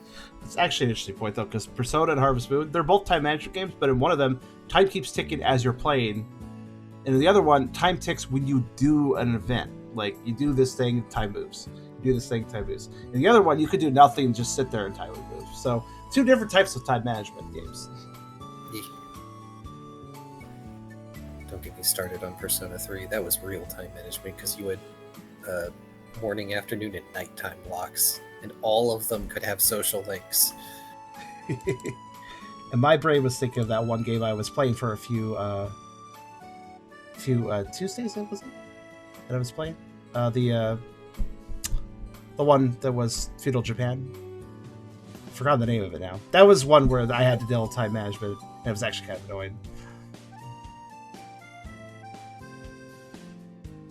Oh, right, the Amadama. spirit. That's it. Amadama. Yeah. That was an example of you do a thing and then time moves, but it was quite obnoxious when I got to the latter part of the game. Unfortunately, it didn't hold up for the entire structure of the game. One of those games where it felt really good in part one, but then as I went further, it's like, oh wait, this is not so great. And like when you start playing it for like a longer period of time, it's like, oh, this is not fun actually. Our only real option is to do V's thing until it's time for Mawil's, and then do the others afterward. If he doesn't want to be gone that long, maybe we can hire a second team to come with us and send them with V to escort them home. Which is entirely viable, and you do have multiple team members that are around at the moment. It's true that Lizard and Riley aren't, but you at least have Hot Dog. If you're serious about the word hire, you can get some money from Pangoro because we still need to do that. Especially if he wants to loot a building, he should probably get a wagon or something. That's a great idea. Not a bad point.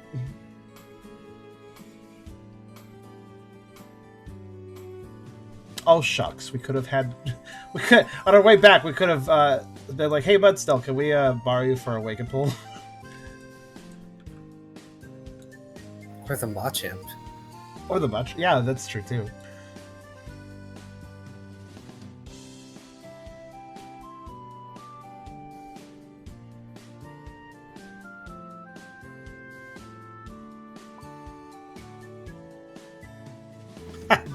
You could ask Calvin.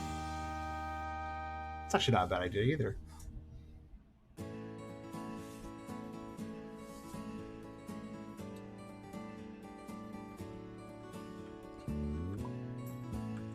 Kind of an imposition, though. Maybe.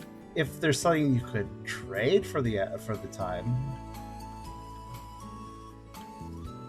I mean, if you spin it the right way, Sir Gallant is just gonna go do it.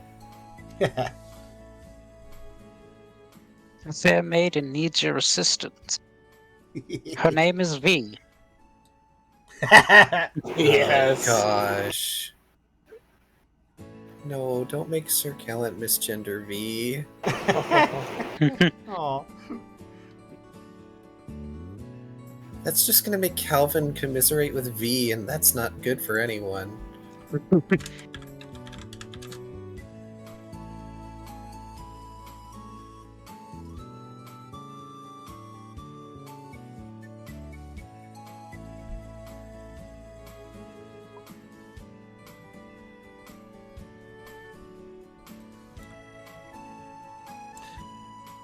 Oh, was that said out loud? Oh, it was not quoted, so I don't think I was aware. Oh no, the previous thing, Pangoro didn't respond. I'm an idiot. Oh. I'm sorry. For some reason, I kept waiting, like, Okay. a nonce. I got mixed up too, actually. You know what? Fine. That sounds good with me. Are you joking? Why should I? Our pioneers are busy performing efforts all over the continent, at least as far as we can reach. And with our new trade routes, they've already spread north and east. Not to mention any missions they might be on for sea spread. Especially considering the necessary protections needed for all the tourists that have come recently. Surely you were aware.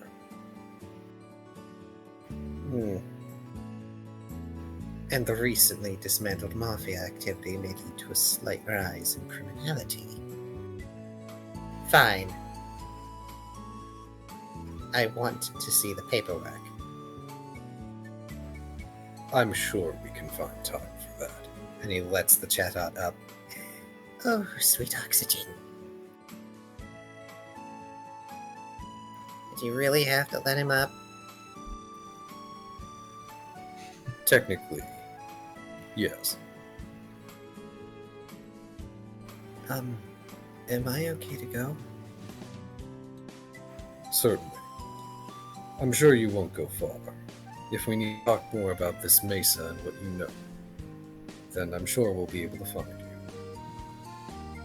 In fact, it might be good to have you meet with our garden tenders, if you don't mind. May I think about it? Of course. The final say will be Brooks, since you aren't an official pioneer.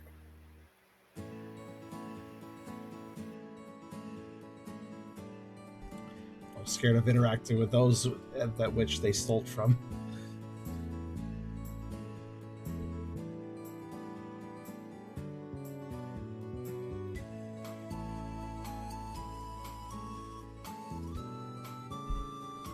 I will definitely say that Lorantis made a very big brain move here coming in and sharing this information, though, because one thing that can be done if Shatot wants to view them as a criminal, if their base information is correct, that kind of completely pays off that debt of criminality.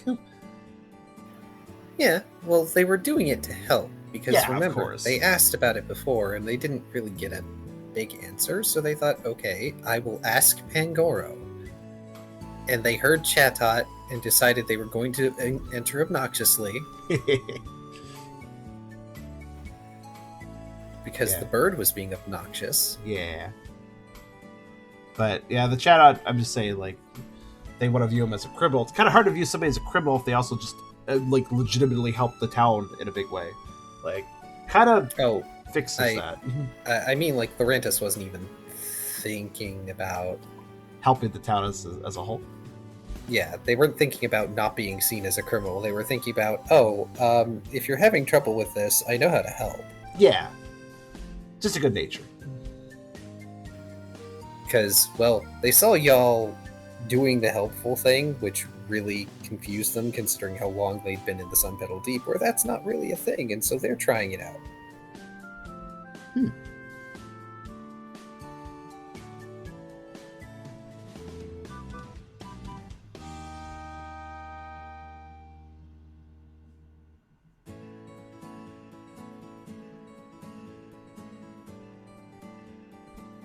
I'm sorry, Hydra.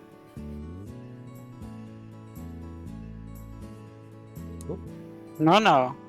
You don't have to apologize. I just, ADHD kicked in. Oh, what happened?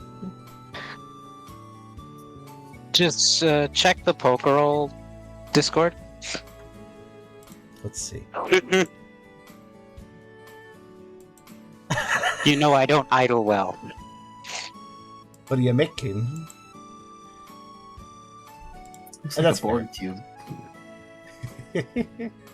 It's another hello. head. Oh, it's the yeah, right. You talked about this before. Yeah, I'm making a second one. Okay. I'm still quite impressed you construct, like, paper can be very structurally sound if you know what you're doing. You know what you're doing, and I couldn't do that, honestly. It is literally just folding index cards. It is not that difficult. I tried to make an origami bunny for Animal Well, and I just couldn't. I messed it up. Oh, Oh yeah, Origami isn't that stick. one of the puzzles? It is. Rook nods.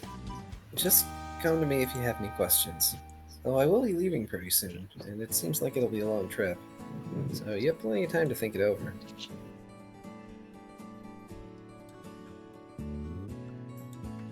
Lorantis just nods. And they leave. How miraculous you happen to have a team that fixes all your problems, Pangoro. I wonder when Team Pioneer stopped doing that. Probably around the time we got stuck in bureaucracy. Touché.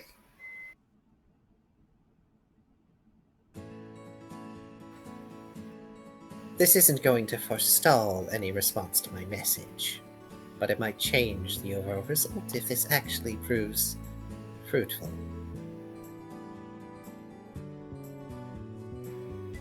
But I'll need to stay until we receive that response. So I will be watching, Rook of Team Cheap.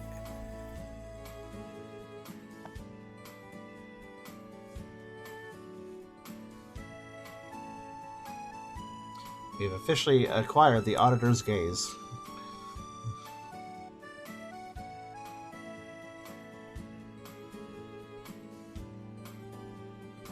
Fair. How scandalous an idea.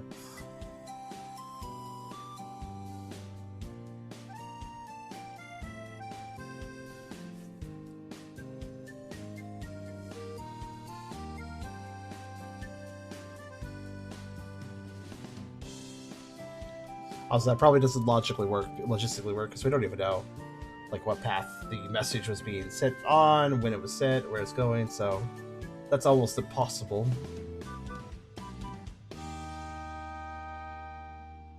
Did Brooke's middle name was of Team, or the last name was Cheer?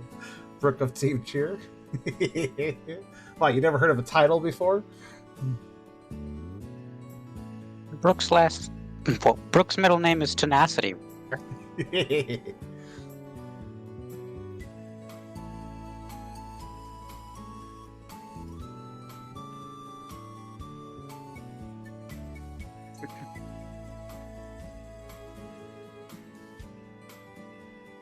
Where's the Kingredhydra meet? I guess I can show it on screen.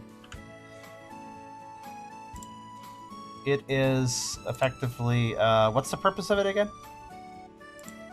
There's no reason. Just for fun. For fun, okay. It's a head of a what though?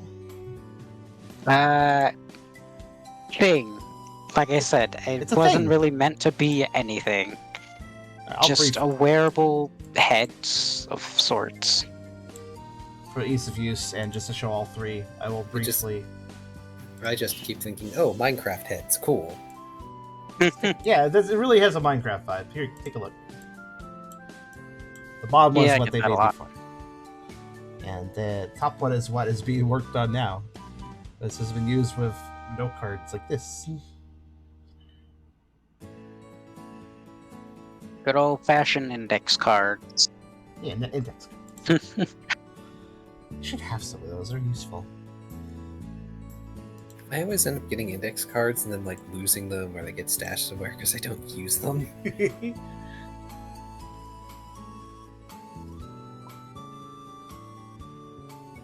Well, I hope you enjoy the show, Brooke says with a grin. Auditor, Bango Django, gives them each a nod and heads out of the door. Then he peeks his head back in and says, oh right, I keep forgetting to ask, who do I talk to for our pay again? You remember.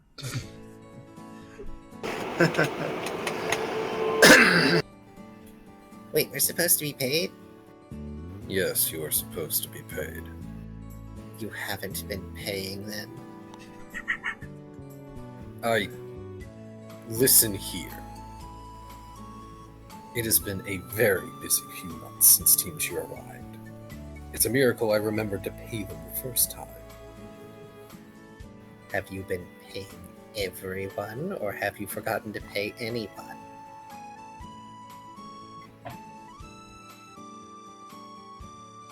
Your silence speaks volumes. I guess I'll have to be an accountant here as well. Of course, I go from a Wigglytuff who doesn't know money from a molehill to a Pangoro with the memory of a Magikarp. I resent that statement. Do you at least know what they need to be paid for? I do. You don't need to. Get out of my office. Hard for me to get out of your office when I'm supposed to be here. Maybe you should go take a look at the town again. Fine. It will give me more time to look at what you've wrought. And Chatot flies out of the office.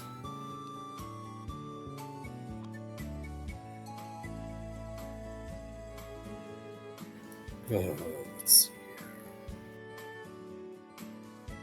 Dismantling the organization.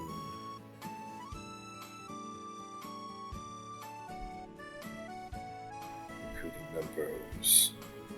Technically speaking.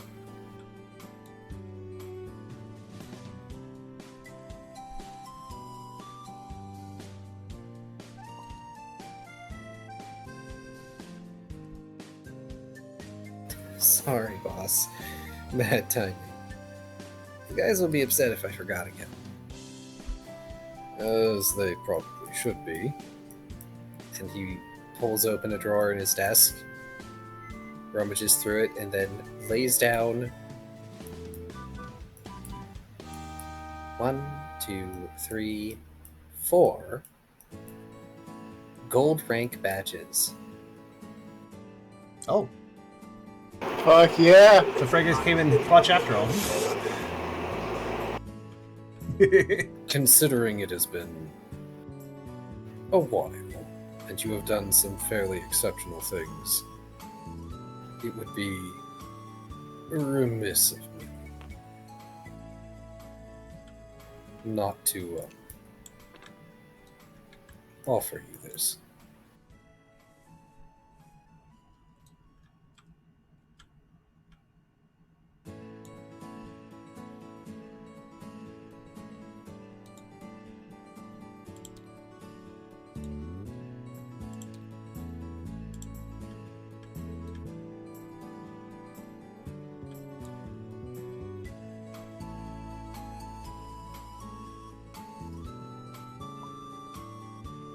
Oh, no kidding? Of course. Thanks, boss. It's an honor. I can only offer it for the main 4 of you. Well, I suppose 6. I know Riley and Lizard have not been as actively chaotic as the rest of you. But since they're not present, I'll reserve their new badges for another time.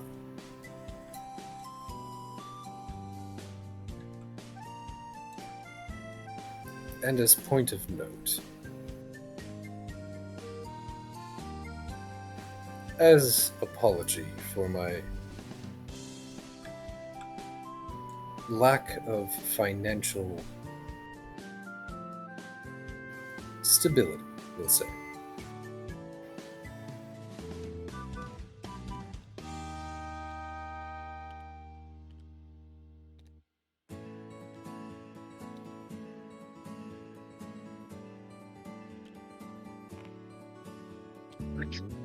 Technically, even for what you've done, this will be a bit much, and I'm going to receive an earful from Blaze. But here. And he presents to you not bags of poke, but instead 4 stacks of 4 wooden certificates that have been carved with the image of an apple and the number 1000 on them. Wow. 1 for each of you. Anyone in Seaspray or Savan Town will be able to help you break this, though I don't think you'll find many Pokemon here who have that kind of money.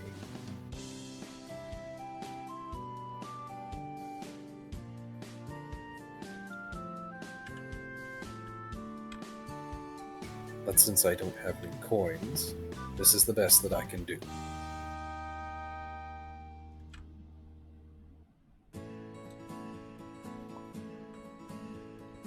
Got paid in checks, basically, yeah. It's not that the guild is not good for it, they just don't have that amount in coins. Yes, but it is still exchangeable for goods and services.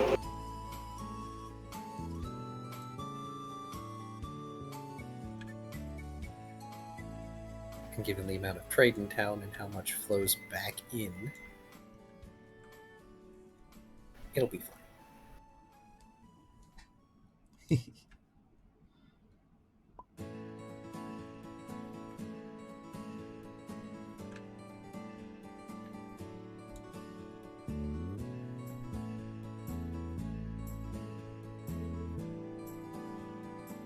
I really should ask for payment more often. I'll make sure everyone gets their share. Thanks, boss. Don't spend it all in one place, he waves a paw dismissively. What about me? You have been getting paid for your guard work. Yeah, but what about my mission to the library and stuff? Pulls out a satchel that has 200 poke in it. Will this suffice? Yeah. Maybe this will make Rise less unhappy. As he flutters over to get it. Oh, I don't think anything will make your parent less unhappy at your absence. Still, just to remind you, Brooke, that doesn't need to be spent on items. It can be spent on services. You can expand your base with money just as much as anyone else.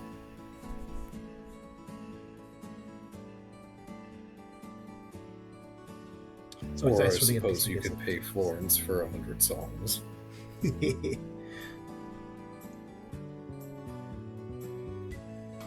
Oh man. Or like fucking like turning on the jukebox before you leave. You set the jukebox for like 20 songs. Slip Florence 100 poke and be like, play. I don't know. Play. What's an annoying? Play Barbie Girl 10 times in a row. Okay, bye.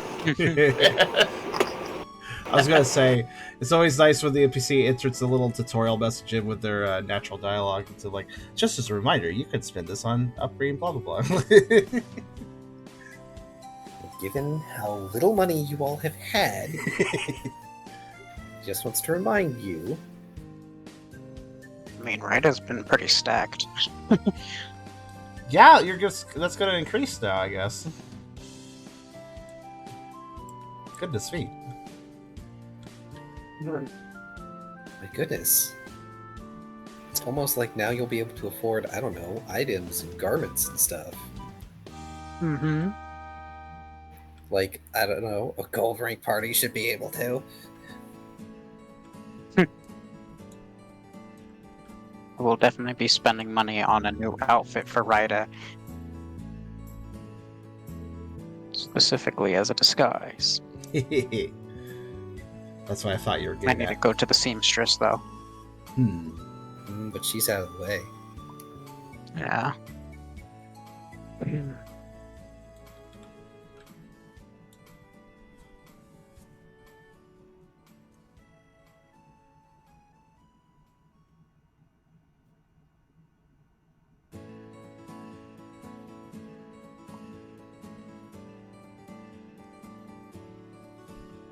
See you later, boss, Rick says, taking his leave again.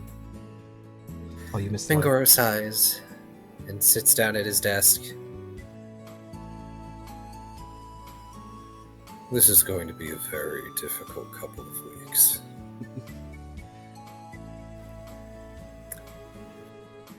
And Brooke, when you take your leave, Rise is going to accost Noibat the moment it's possible. Fucking shadow just slurp.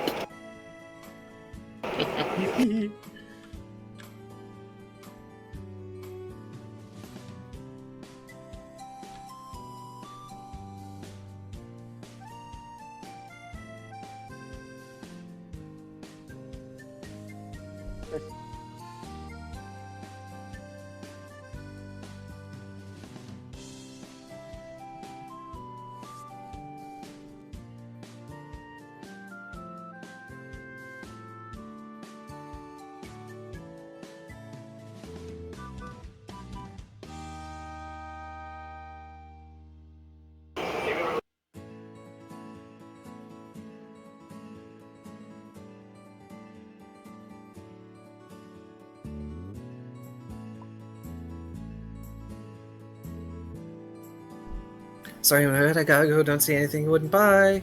Rick says quickly as he leaves them behind. Wait, no! Save me! You, mister, have a lot of explaining to do. Poor Noibat. Nah, no, that's gonna be, as somebody said earlier, grounded. Grounded child.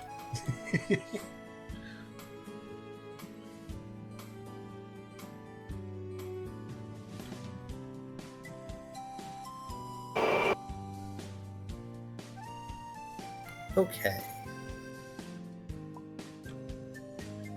You can't keep relying on Teamcher to pull him out of the holes he digs for himself. This is true. Accurate. Also, on the subject matter of digging holes for oneself, Brooke, or Kyrio, did your top bio always just have a D in it, or did I just delete it a moment ago? by accident. I can recover on the previous saves. It's not a big deal, but I couldn't remember what if it was, there was supposed to be something there.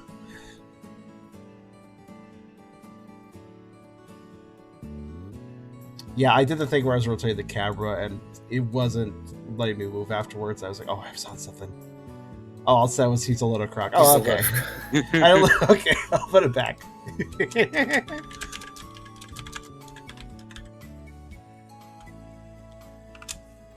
There we go. It ended up being a useful buffer filled for my mistake. Okay. I apparently erased 2 of my fields.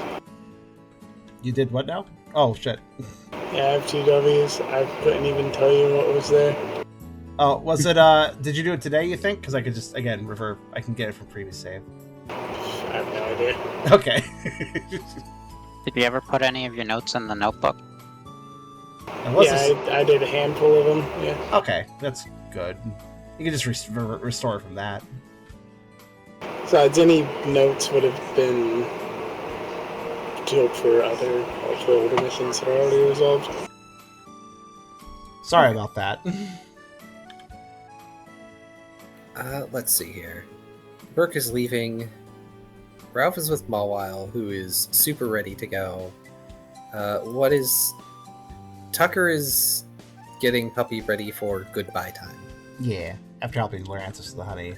This is mostly getting Puppy situated, and I feel like he's already sorted his items. I think I did that another session, so I think this is probably a good list of things for now.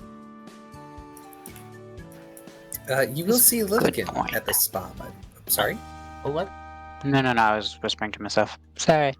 No, it's okay. Mysterious. You will see Lilligan at the spa, who is going to spare Tucker a wave as she shuffles off. Lil Tank looks quite happy that she is back. Crocodile is already preparing for Puppy. He has lowered his newspaper and is giving your canine child a squint. And Puppy is wagging their tail, looking at them. Now you be good again, Puppy, okay?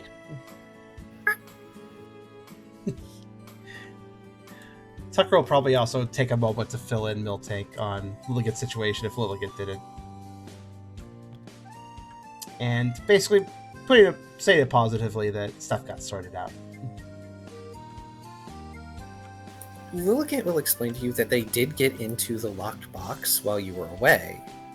Oh. And what they found was that it was filled with empty nectar vials. I assume you meant Miltank, not Lilligant. Oh, did I say Lilligant? Yeah. Yeah, you said Lilligant got into it. I'm like, probably Miltank. No, yeah, Miltank says that she and Crocodile were able to get into the lockbox that Lilligant had while you all were away, and it had empty nectar vials in it, which explains a number of things. She just wishes that they had been able to talk to Lilligant before, but understands that maybe Lilligant felt like they couldn't. Yeah, Tucker doesn't go into heavy detail about everything Lilligant shared, because that's Lilligant's personal thing to share, but does express that she was feeling inadequate because of her flower, basically, and that nectar was her attempts to try to fix that. Well, Miltank has a few ideas of how to rein the Florges sisters in a little bit. Since they aren't exactly the most active flowers, and Lilligant has been out and about much more than them. So maybe they could stand to do some of their own work, for once. Tucker agrees with that idea and does say that Team Cheer could certainly help support Lilligant in her efforts with her flower in the future, perhaps, if anything develops on that. Team Cheer is always available.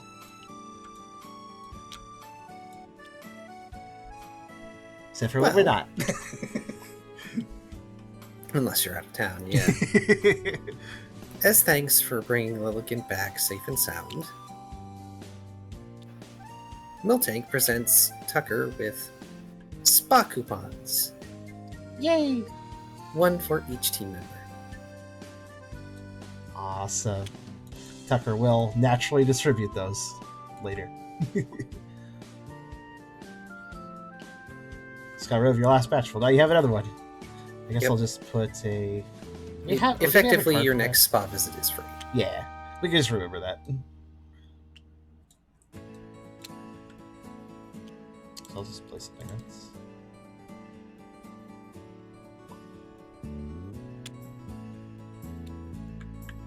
No, we've just going off of free coupons. Yeah. It's Those fine. people- those people at that only shop at grocery stores where they have coupons. It's like that. It's fine. I mean, you haven't really needed, except for Riley at one point, the big anti-primal stuff. I'll just put in the notes that Tucker has the spot tickets, so...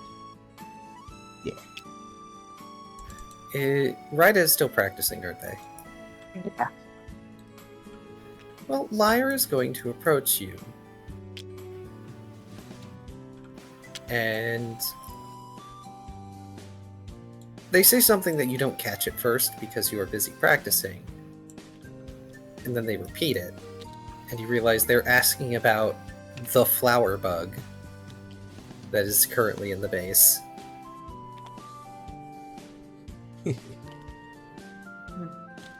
Well, Ryder would definitely stop what they're doing and give him attention to help figure out what exactly Lyre wants.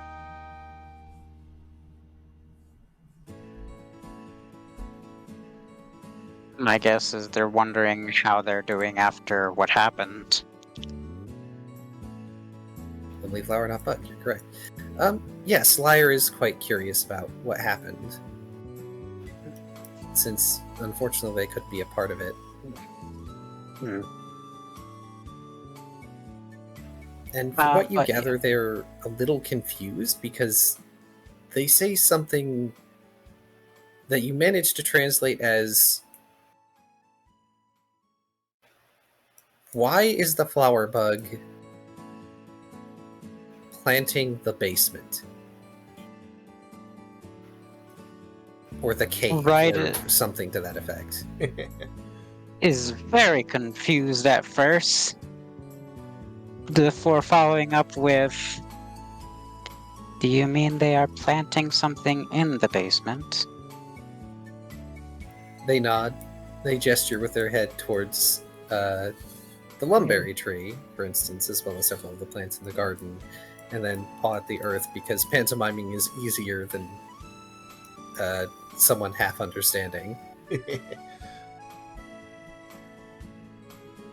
Ryda would then go to investigate the claims of them planting stuff in the basement. Oh, right, I wasn't aware that they would start doing this. Well, it's at this time that the Laurentis is not there. They left like, oh yeah, I should probably talk to whomever is in charge about this thing. But you do see on one side of the current basement level, it looks like they've upturned an amount of earth through some effort, and there are little mounds where they've planted things, and there's a half-empty bag of seeds currently sitting off to the side.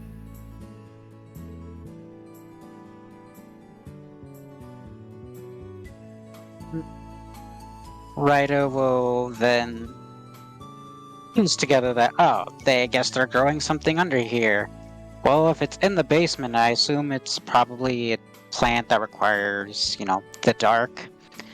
Maybe it's one of these, and Ryda will pull out the sun petal and the moon petal flowers and show Lyre, expressing that perhaps they are trying to regrow these here. Lyre looks curiously at the flowers and sniffs them. The sun petal at this point is completely dull and half withered. Which Lyre eats, by the way. Go ahead. I ate half already.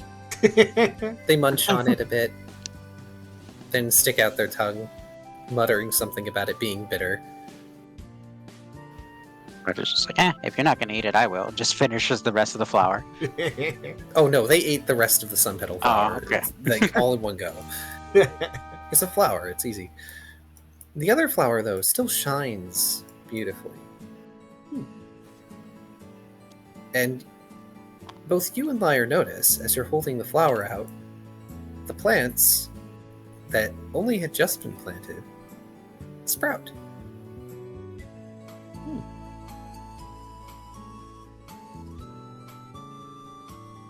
They don't grow much further than that, but you do notice the little sprouts peeking out from the earth.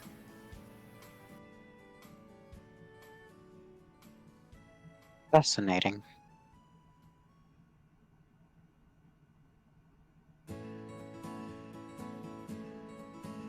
I may have to inquire about these flowers.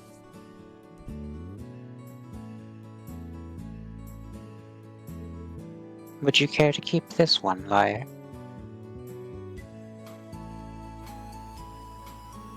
Lyre considers it for a bit, and then nods, and they lower their head to offer it. And Ryder will neatly place it upon, I suppose, their antlers.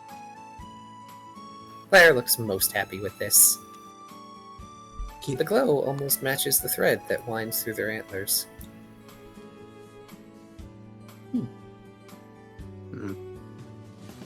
And if anything, Lyre seems a little bit healthier. Oh.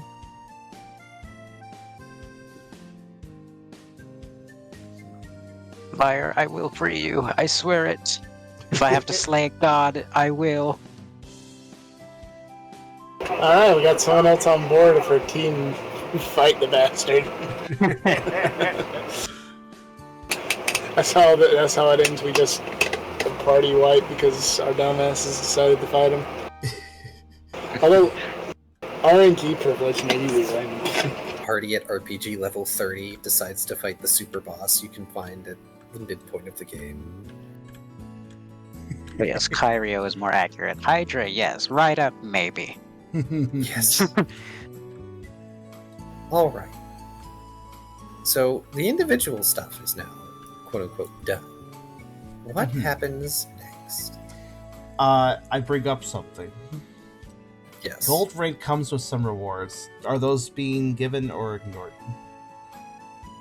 So, it does come with rewards. I know for the most part we've been ignoring reviver seeds. However, Have we been? Yeah, did we get 2 with silver? I forget. if you did, I think you guys sold them. Okay. Because I don't remember you using reviver seeds ever. I'm trying. Yeah, I'm drawing a definitely. blank too now. I should mention it. It's also possible. Yeah. Good. They may or may not be able to spare citrus berries. At least at the moment. That's fair. Later, probably. Right now, not so much. Once we help it grow a bit, we can get some citrus berries. Yeah. And the favor and the weapon stuff is actually being taken care of. Yeah, technically, because Brooke asked a favor already, right? So hey, set a team up for this.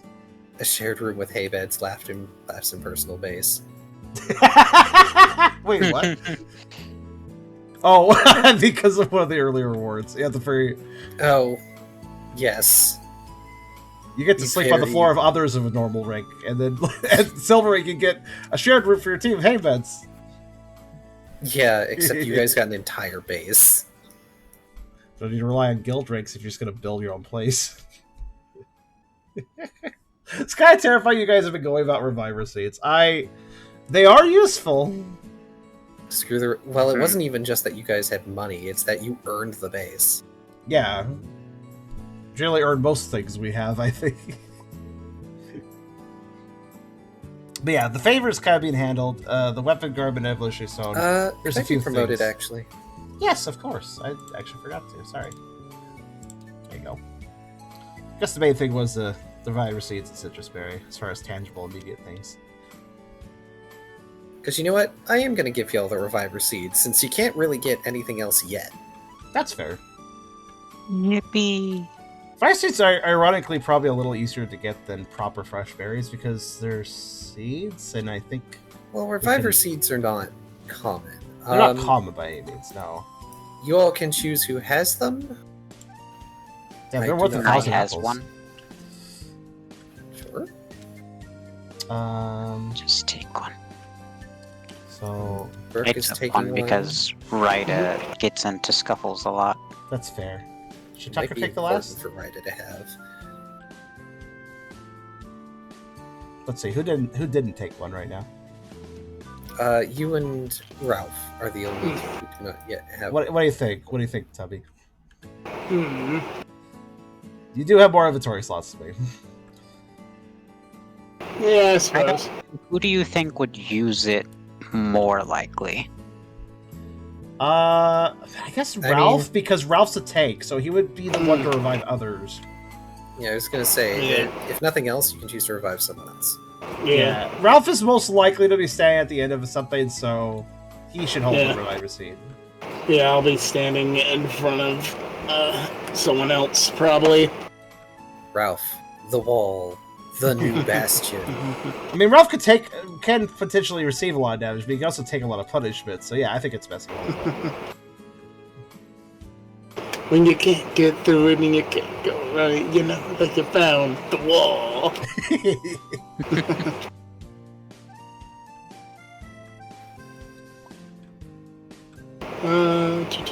He's a bastion, but psychic, a mental block. Wow. Oh man, that's evil. Nice. Pangoro, nice. physical bastion. Ralph, special bastion.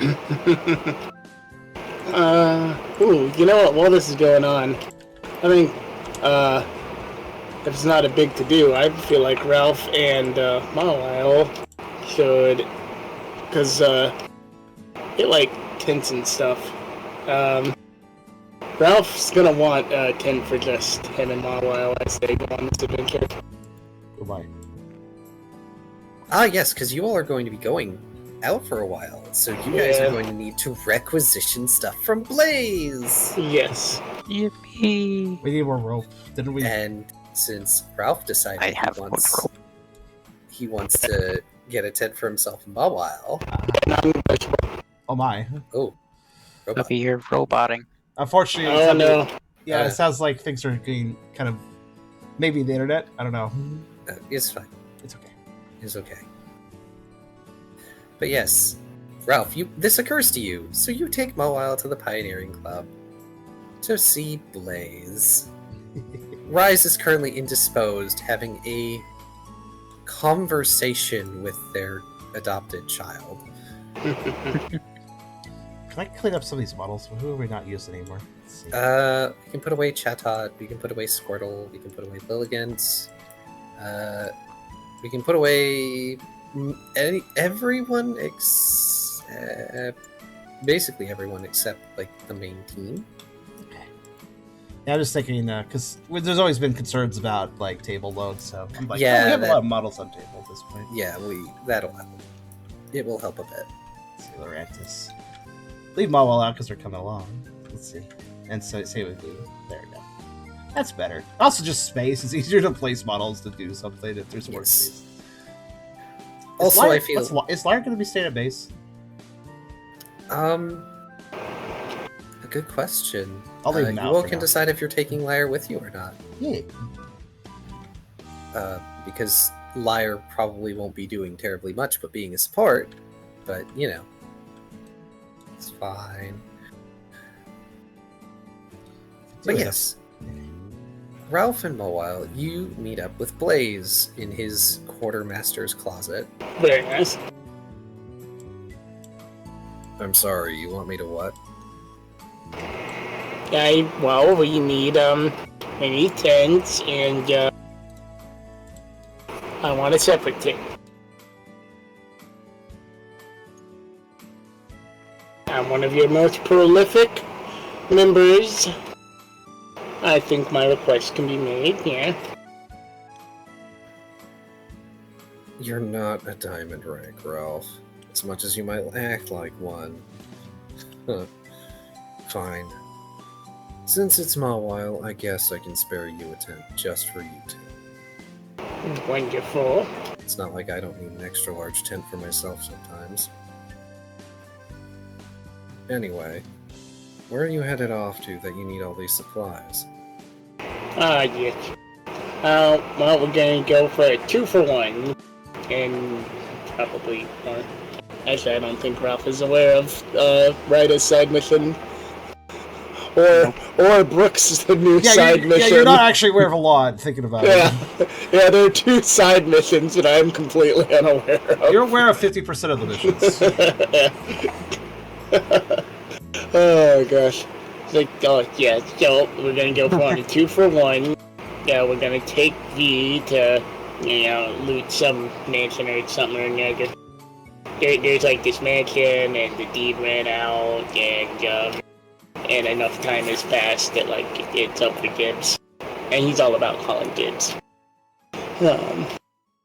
Oh, well, at least it's not Coffagrigus. Then again, I don't think anyone's crazy enough to take missions from that coffin. Yeah, it was funny. I told Coffagrigus that he had gold, so Coffagrigus babysitted him for us yesterday. That was funny as hell. Anyway, yeah. And then after that, we're taking this lovely little while, and and we're gonna visit a much more interesting ruin that only comes up every full moon. We kind of missed the last one, but, Team Cheer's busy, and I'm glad that we're going to get to go now and not have to wait another month. Yeah. When are you going to tell him that you're a Diamond Rank Explorer? I mean, that was a while ago, and I'm just exploring, and... You could totally do this yourself. Why are you dragging them along a while? Okay, so I might be getting a little rusty, and also... doing stuff solo just isn't safe. It's always better to have a team with you. I mean, given how strong you are... Blaze just rolls their eyes. Well, I mean, that's true. No matter how strong you are as an individual, it's always good to have a team. I get your point. And I guess since this isn't Explorer territory, your rank doesn't count, or whatever. I'm sure Pangoro could come up with a reason.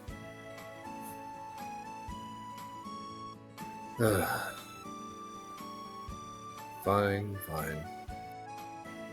Look, we don't have a ton to give you guys right now. But... well, maybe... we have had a couple teams not come back recently, so we've got a stockpile. Alright. I should be able to give you guys enough food for a week. Assuming you ration it. He looks over at Ralph. Oh, I'm way less hungry since I became a Snorlax.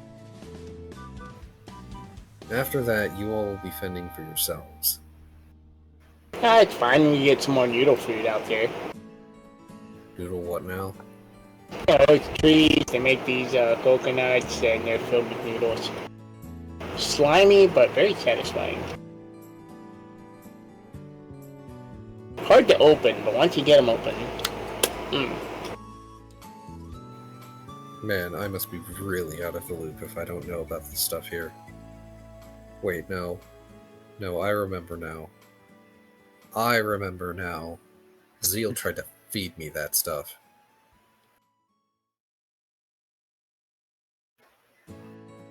Given the way he's looking, it's probably not the prince that he's thinking about.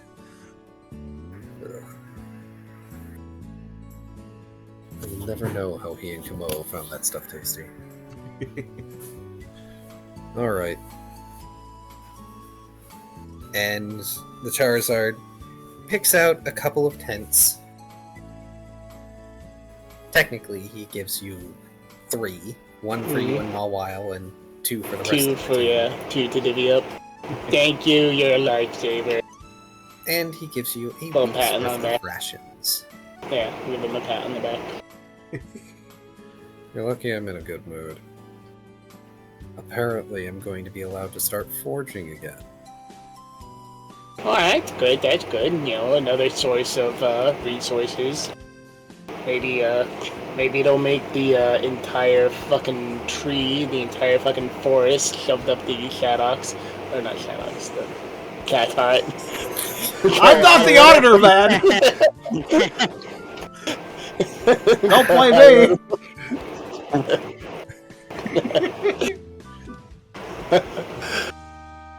Well, yeah, we can only hope. Anyway, I'll tell the others the good news.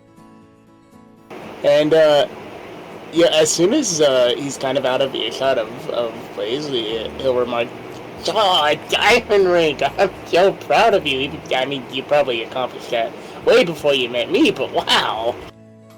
That's really cool." She looks incredibly embarrassed. Like, oh gosh, no, not celebrity status. I really didn't want to bring it up because it puts Pokemon off and makes them act weird around me, and I like being a normal Pokemon. Even if I'm a bit crazy about ruins, but that's besides the point. That's a personality trait. Yeah. You like to be a normal Pokemon. I mean, you're a fairy steel, but, you know, or steel fairy. I wonder if I got the normal plate from Arceus, if that would override everything. Too bad you can't science that. Get who? Never you mind. Because I don't think, because Ralph was a human, I don't think he would be privy to the existence of Arceus. I mean, the legendaries exist. Yeah, they exist, but It didn't be in like story. vague. Yeah, in like vague. I feel like for the Pokemon, it would be an actual legitimate religion that Ralph, not being born a Pokemon, wouldn't have been a part of. Oh, that's fair, and also, like, not everyone is going to know every Pokemon, as evidenced by Pokedexes existing. Also, I'd like to note that Marvel's desire for a team makes sense not just because of it being safer not to go solo no matter how strong you are, but also she doesn't want to be an explorer right now. She wants to be a researcher. She doesn't want to deal with all the riffraff. She'd rather focus on actually researching. Yeah. Look, it's a lot harder to keep a ruin intact if you have to fight in it. That too.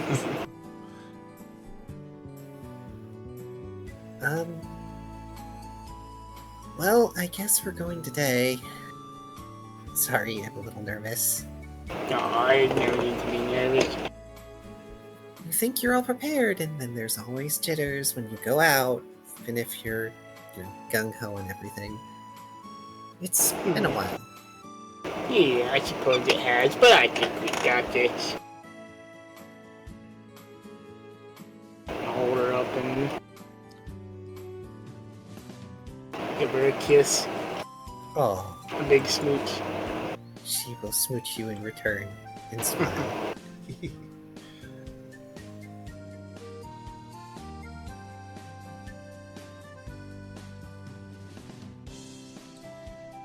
Oh, so hello there, average Picaria. This is basically a kind of PMD and D&D. I'd like to call it because it has a nice rating. Yeah, indeed. And with that, I believe we'll head back to base, probably just in time to be past our gold badge and all that. Because I imagine this happened before he came back with the gold badges. Probably. You literally missed Brooke. So you end up coming back after Brooke will have returned to base. I assume eventually everyone congregates at base in some form or another, and you all can get your 1,000 Poke certificates, as well as your new gold badges. Awesome. Just get the money and be in Ralph like, Dr. What? Yeah, Tucker is gonna be kind of like, Hey, this has too many zeros, I think. Wait, that's right? Hey V, you carry pocket change, right? Can you break a couple bills for me? Okay, look, I did not bring my fast-made cafe fortunes with me in order to... His sparkly eyes as they notice the certificates.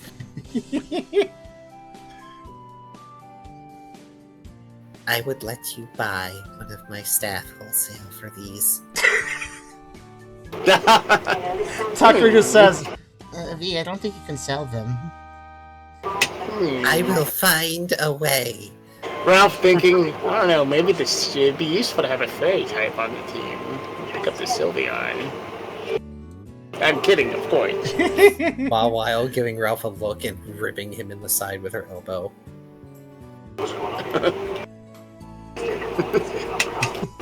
Point taken, point taken.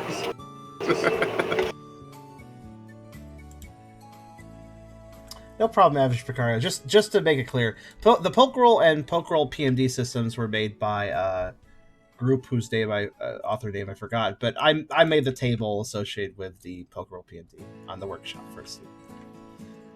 And that's what we're playing on, and you can play it too. Sorry, we had a new viewer who got very excited seeing this existed. Ooh, yeah, yes.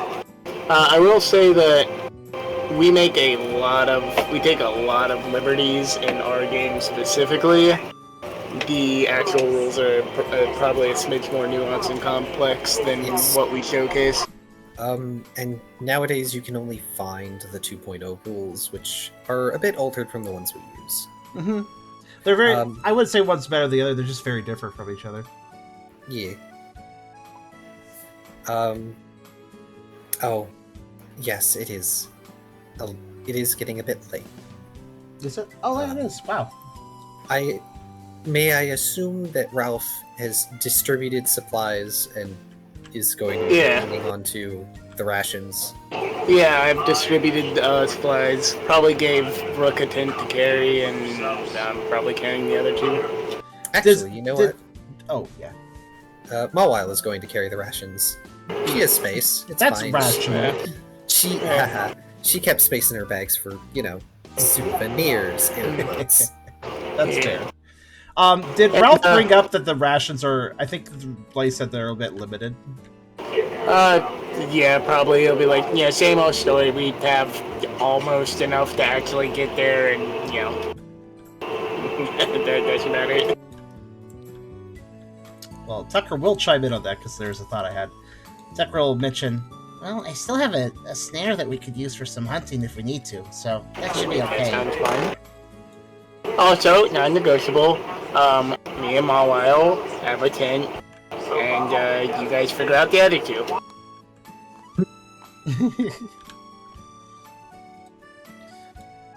Tucker instantly doesn't seem bothered by this and says, I could probably sleep on Brooke's belly or something.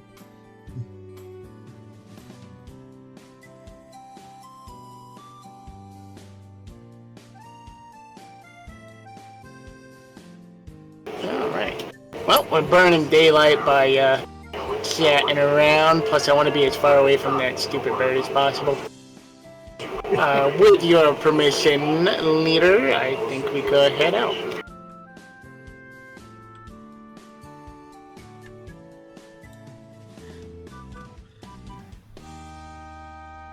Indeed. Once Brooke gives the word, it is time to go. Also, I think we have some logical pairs, though, because I think Ryder would want to hang with Liar in the tent, probably, during nights, anyways. Mm-hmm. If Liar is coming, which I assume they are. Liar is definitely coming. Because we're probably going to have to say goodbye to him. Yeah. Sad. Spend as much time as you can, Also, Ryder would have mentioned that the Florantis is growing stuff in the basement. And Tucker That's be probably like, fine. Yep, they've been allowed to.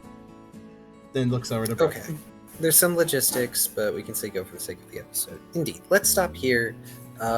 Make sure you write down your questions for V and the logistics thing. That way we can just take care of all that at the start of next session, and we'll be on our way. Did the logistics involve character sheet stuff? Because you could always have me fire up the table if you need to. Oh yes. Speaking of sheet stuff, Yeah. Everybody gets 2 XP. Okay. That's fair for a social episode. Yada yada yada. If you can't add XP, just let me know.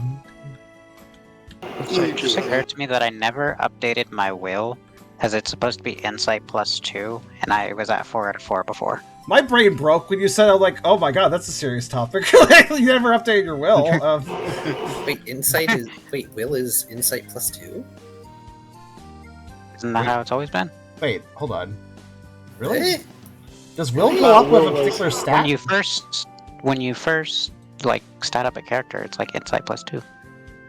Oh, when you first stat up a character. Okay. That's at the start, but does it update when you upgrade? Because that's important for Tucker as well, if that's true. I mean, it makes sense as your insight increases, so does your will.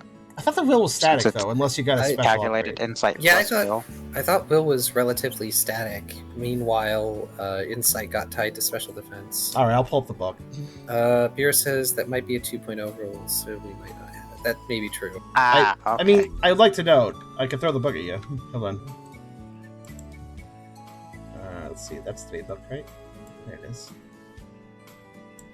Because I just looked at it. 'Cause I've been statting characters recently for my game, like new player, so I'm thinking about it now. I mean, I think you're right about insight determining the starting will score, but at that point, I don't think increasing insight increases will. I don't think. But it's a mystery dungeon book. I should probably pull the name. Shrug, I could be wrong. I think it's the main book. That's the main book. If it's here, if it's anywhere, it'd be in here. Let's see. Let me actually take this back. Okay, there we go. Now, let me just look this up real fast. I'll see the page on will and see what it says about how will works. So, let's see. Will points, page 27. Alright, here we go.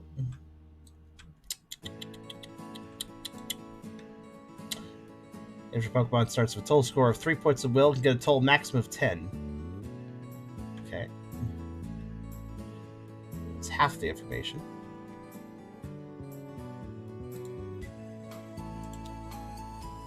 Okay, let's see, next page. The trainer has to teach his Pokemon to get a hold of his inner strength. Maybe later they will be able to use the power of their will. That's for non-PMD. To recover will points spent do not cover actions. Trying to find the part where it says like how do you increase it. Well, normally a will point costs 50 for experience. Oh right, that's another Wait, homebrew, really? isn't it? Because we actually have to So drain our willpower experience. was using- 3 times current score. Is it? If you look on the XP cost thing. Oh no, you're right. I thought it. I must be thinking of Logic. like logic and instinct. Yeah, that. Also removing primal points. So what's that mean then?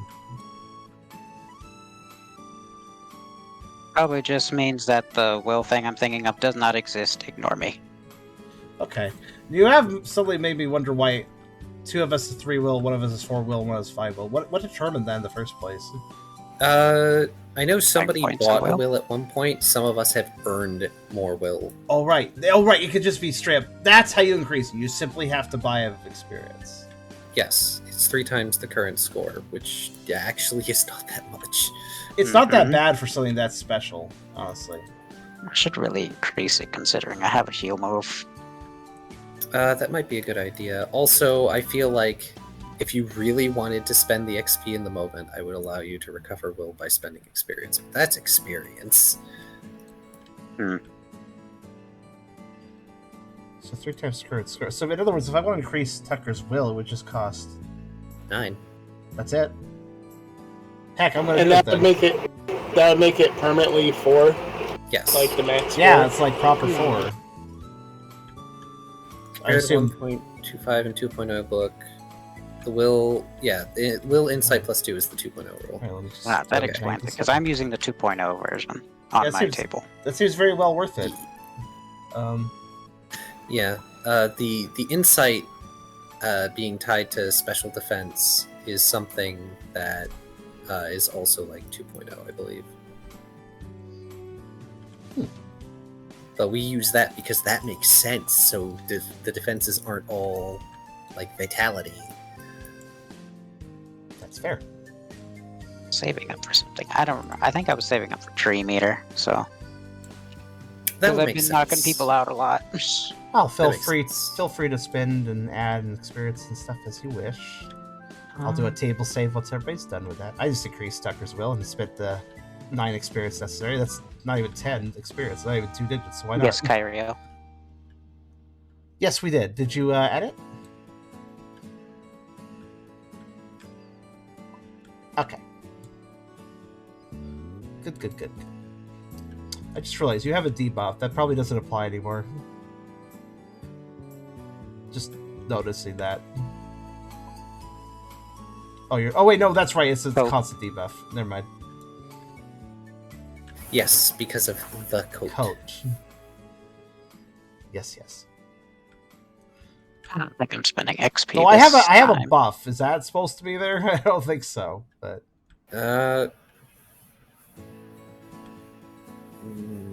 if it's a constant buff, I've been using the yellow circles for that. So pretty sure this so is just probably some, not.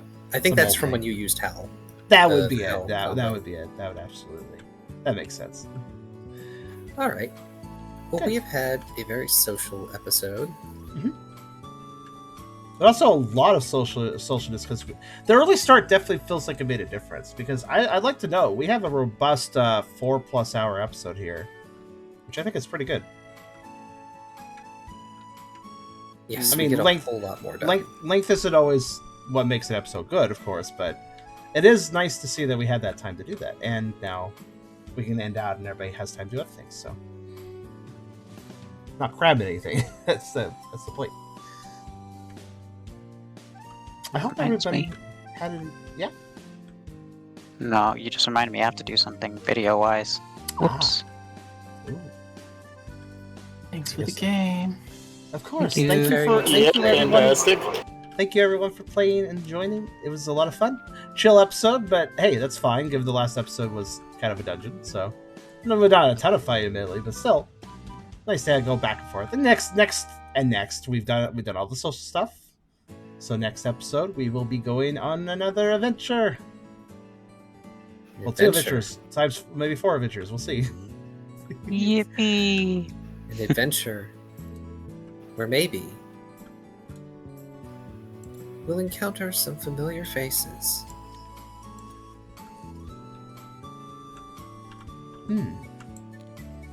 Perhaps.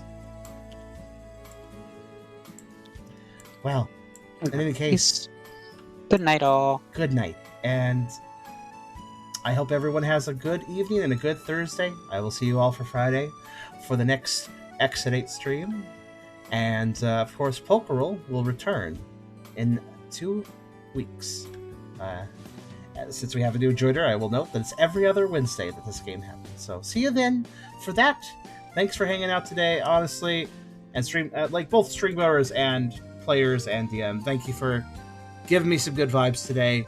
I have not been feeling those very much internally a little for the last little while. Yesterday was also good with the multiplayer with Karserus. Karserus is a good vibes V, but I've been rough, and this is helping me, and I appreciate that. So thank you, everyone. And in any case, you all have a good night, and episode 130 will come soon enough. Good night, and have a good one.